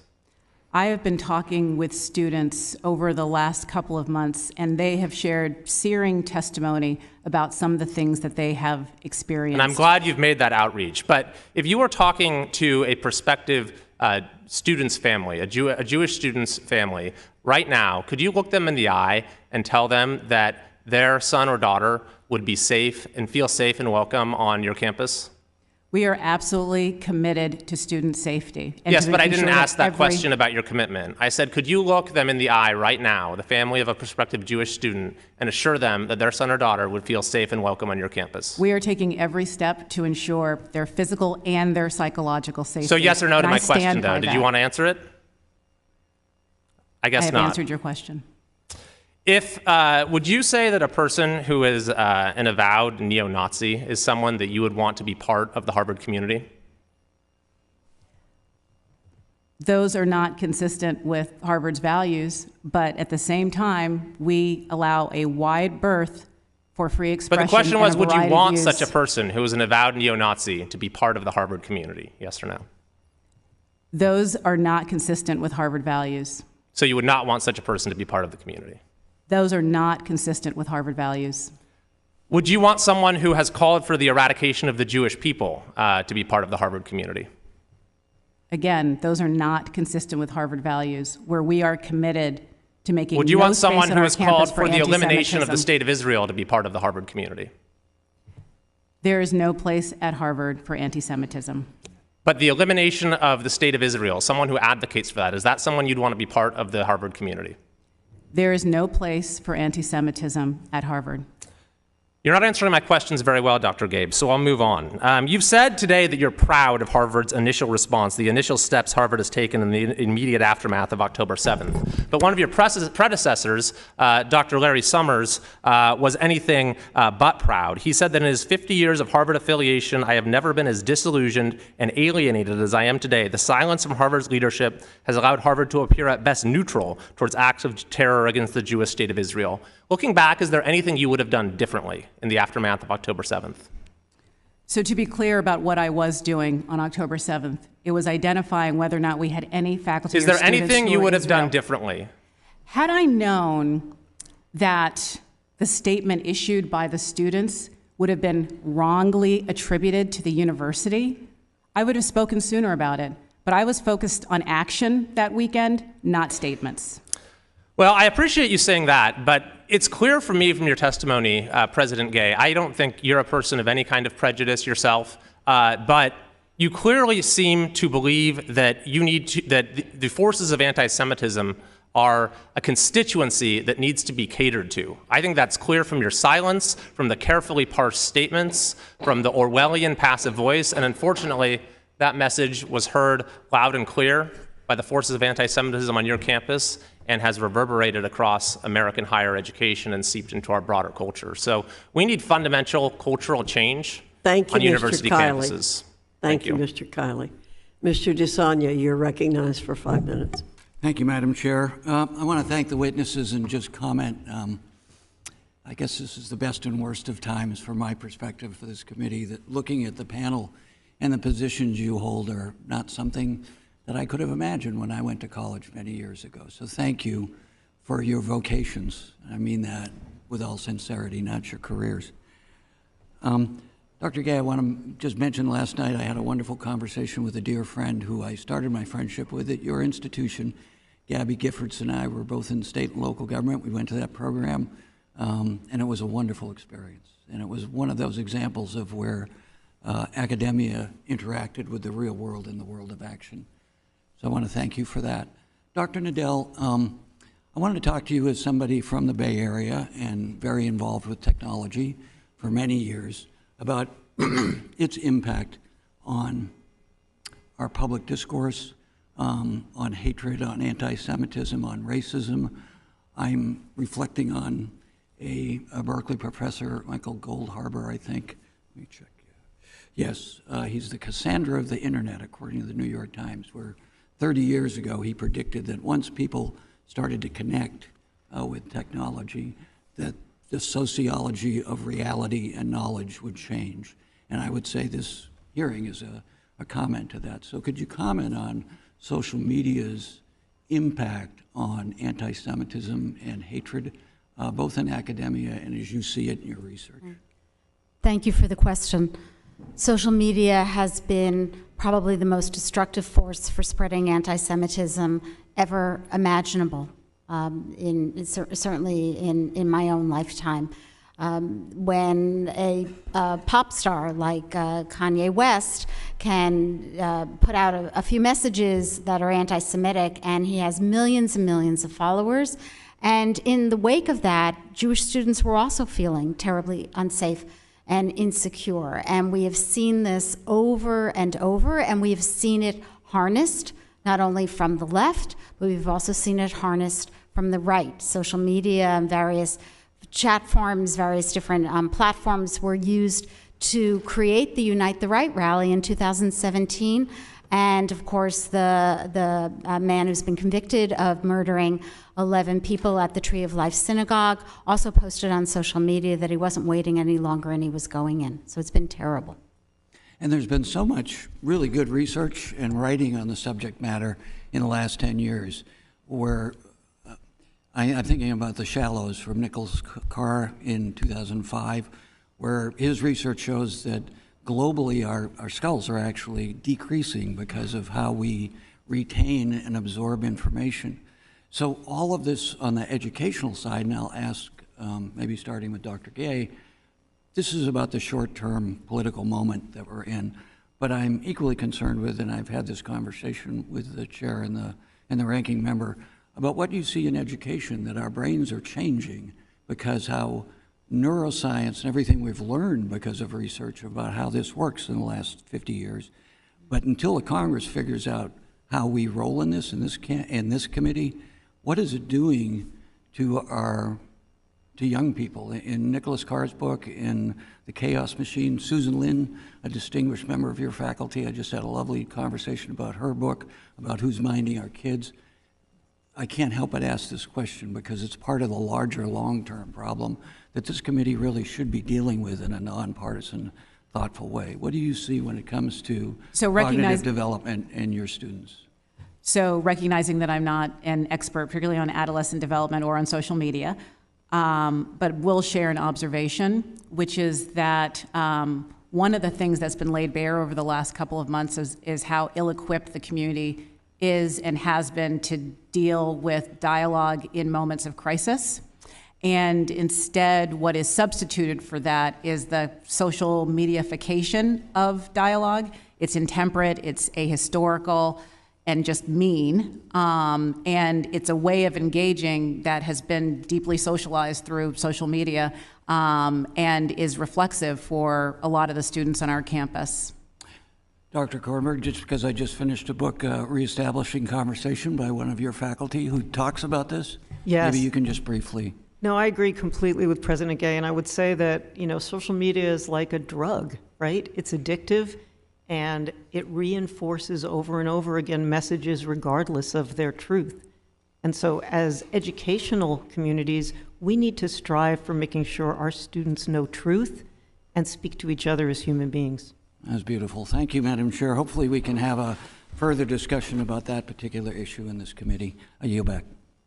Thank you, Mr. DeSagne. Mr. Bean, you're recognized for 5 minutes. Thank you very much, and good afternoon to you, and good afternoon, panelists. Thank you so much for being here and your testimony today.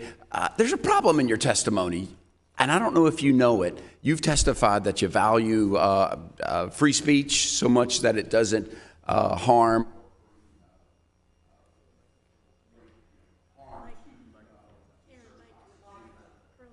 Very good. Thank you. It came off, Madam Chair. Your testimony today, you've all testified that you value free speech so long as it doesn't interfere or harm students. You've said that you've created a very safe haven and you value safety for your students. The problem is the evidence doesn't support your testimony. Just as we started our meeting, the videotape showed what's really happening on your campus. America sees what's happening, not only on your campuses, but at campuses across America. And then just today, we had some courageous students, some of which are still in this room today, courageous students that testified on your campuses, contradicting your testimony that it's a safe space. It's not a safe space. Imagine trying to be a Jewish student on campus and just going to the library, going to class, going to wherever just being scared to death. That's real. That's real. So these videos and the testimony just doesn't add up. Here is some things that are we've seen. America has seen. There are these anti-Jewish campus organizations called Students for Justice in Palestine. They've been suspended and kicked off many campuses, but none of yours since October 7th. Their purpose is to just harass and intimidate Jewish students into retreating from campus life.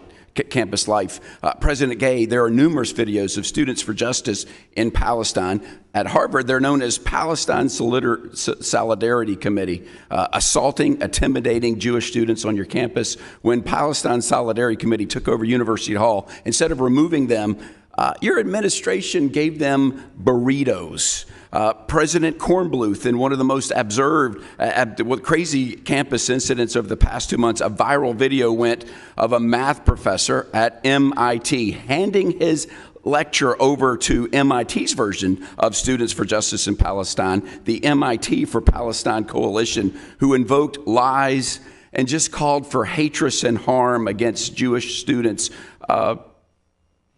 And he sat and watched this. So here's your chance to tell America who's gotten fired, what organizations you've kicked off your campus. Does anybody want to jump in and say, we kicked them off or we've expelled students? Anybody want to jump in? You've all also said that you value academic diversity, but you have no idea how many of your professors are liberal or how many of your professors are conservative. So how do you know? If you don't know that, that's a pretty important piece of information. If you don't know that, how do you know that you're academically diverse? Anybody jump in? Just go for it. I just happen to have the Harvard Crimson, which did a study of their professors on Harvard campuses. This is dated last year. 80% of professors either identified as liberal or very liberal. 80% of the faculty there versus 1%. identified as conservative, 0% identified as very conservative. So 80% versus 1%. President Gay, is that the type of academic diversity that you brag about at America's leading institution, Harvard? We seek to have a very diverse campus on every dimension. 80% versus 1%, you would say that's diverse. Madam Chair, I'd like to yield the remaining of my time to the gentlewoman from New York, Ms. Stefanik. Thank you. Dr. Gay, according to the Hillel College Guide, the Crimson Freshman Survey, and even Harvard's own Education Next journal, the population of Jewish undergrads at Harvard has plummeted from roughly 25% in the 1980s to between 5 and 10% now. Why is that? That is not data that we collect as part of the admissions process, so I can't speak to those numbers or to the trajectory. So what is the percentage of students who are Jewish at Harvard in undergraduate now? We do not collect religious affiliation as part of the admissions process. Do you not rely on data collected by Harvard Hillel, which you visited for the first time after October 7th? I'll just be honest with you. When I was a freshman, I enjoyed going to Harvard Hillel and had the opportunity to celebrate Shabbat dinners with my fellow undergrads. The fact that it took you until after October 7th to go to Harvard Hillel is unacceptable. Yield back. Thank you. Mr. Moran, you're recognized for 5 minutes. Thank you, Madam Chair. Dr. Gay, I'd like to direct my questions to you, if that's okay. In an open letter to members of the Harvard community that's posted on Harvard's website, you stated the following, quote, "Anti-Semitism has no place at Harvard," end quote. You also said, quote, "We are committed to doing the hard work to address the scourge," end quote. Just moments ago, when Representative Kiley asked you questions, you reaffirmed one of those statements and said, "There is no place at Harvard for anti-Semitism." Will you now reaffirm those statements today with me? Yes. Good. Are these mere words, or is Harvard willing to put action behind these words? We are acting on that commitment. Tell me how you're acting on that commitment in a very specific manner. Well, to begin with the immediate actions that are focused on the physical security of our students in our campus, there's enhanced police presence, 24/7 threat monitoring, coordination with local, state, and federal law enforcement, and when necessary, we close the gates of Harvard Yard so that outside actors are limited in their ability to use our campus as a platform. When you talk about outside actors, let's talk about the inside actors. So you've had a number of students and student organizations that have made many anti-Semitic statements in the past few months and past years, frankly, and it's gone, in my opinion, without any response from the university. President Gay, a report by AMCHA Initiative for the 2021-2022 academic year found that Harvard saw the most anti-Semitic incidents, that's 25, of any university surveyed. You were dean at the time, correct? Sorry, what was the date? 2021 and 2022. Yes, I was dean of the Faculty of Arts and Sciences, yes. In 2022, after the editors of the Harvard Crimson endorsed the anti-Semitic BDS movement, which seeks the destruction of Israel, a group of 49 faculty penned a letter defending the Crimson editors. Did you ever speak out against BDS during that time? The university and I am clear in our positions about BDS. We do not support that position. It's counter to academic freedom and at odds with the openness that is part of our strength as an institution. Well, when you said earlier and you reaffirmed to me the statement, "There's no place at Harvard for anti-Semitism." Well, those words really ring meaningless if those folks remain at Harvard that promote anti-Semitism. Would you agree? We do not sanction individuals for their political views or their speech. When that speech crosses into conduct that violates our behavior-based policies, bullying, harassment, and intimidation, we take action. Have any students been expelled or disciplined for bullying, harassment, or these actions that you're listing? I can assure you we have robust student disciplinary processes. No. I did not ask about your process. I asked if any students had been disciplined or removed from Harvard as a result of the bullying and the harassment that's taken place based on their anti-Semitic views in the past months since the October 7th attack. We consistently apply our policies. So have any students, can you give me a number? Has it been 2, 10, 20? Or have there been 0 students that have been actually disciplined for their activity? Not their speech, their activity. Students have been held to account for any episode in which they violated our behavior-based policies. Do you know approximately how many of those students have been held to account in your mind? Or is that something you're going to keep from public view? I'm not asking for the identification of students. I just want to know how many students actually have been held to a disciplinary standard. I'm happy to have my office follow up with some specific numbers if that would be helpful to you. That would be very helpful. I'm frankly surprised that you can't appear before this body going to talk about this issue and not be prepared to tell us whether or not any students, or to the extent or how many, have actually been disciplined for their anti-Semitic behavior in the past months. But you can't tell me that? What I can assure you is that we use our policies, we use our processes, and we hold students to account for their behavior. Recently, a coalition of student groups on your campus posted an open letter that placed the sole blame of the Hamas attack on Israel. In fact, in that letter, they said, quote, that they... Thank you, sir. The gentleman's time's expired. I yield back. Thank you. I'd like now to acknowledge myself for 5 minutes for questions. I came across an opinion article in the Michigan Daily, a U of M student paper written by an anonymous source with Michigan in color. The article stated in the opening paragraph the following: on October 7th, Palestinians in Gaza launched a surprise attack on the colonizing force of Israel, one of the largest ever Palestinian liberation operations in modern history.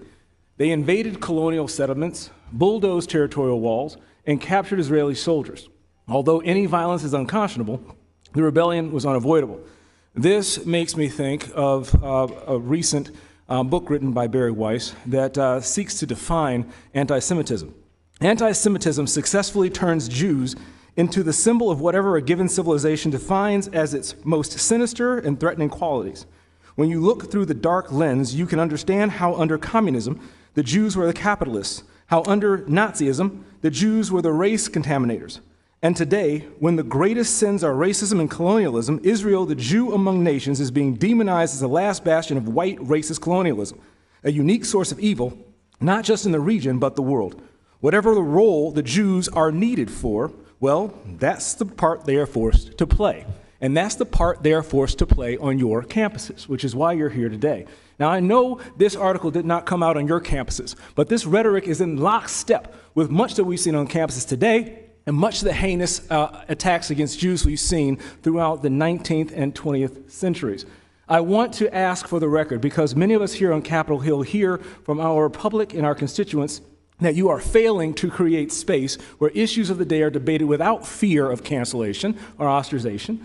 Are you all concerned about the anti-Semitic rhetoric that we're seeing on these college campuses around the nation at each of your own? And I don't think we can state enough individually. If you can give me maybe 15 to 10 seconds, what each of you are doing. Just remind us what you're doing on your college campuses. 10, 15 seconds, each of you, please. Nothing. Okay, great. Some of your peers have turned a blind eye or even permitted anti-Semitic speech by faculty, students, and outsiders on campus.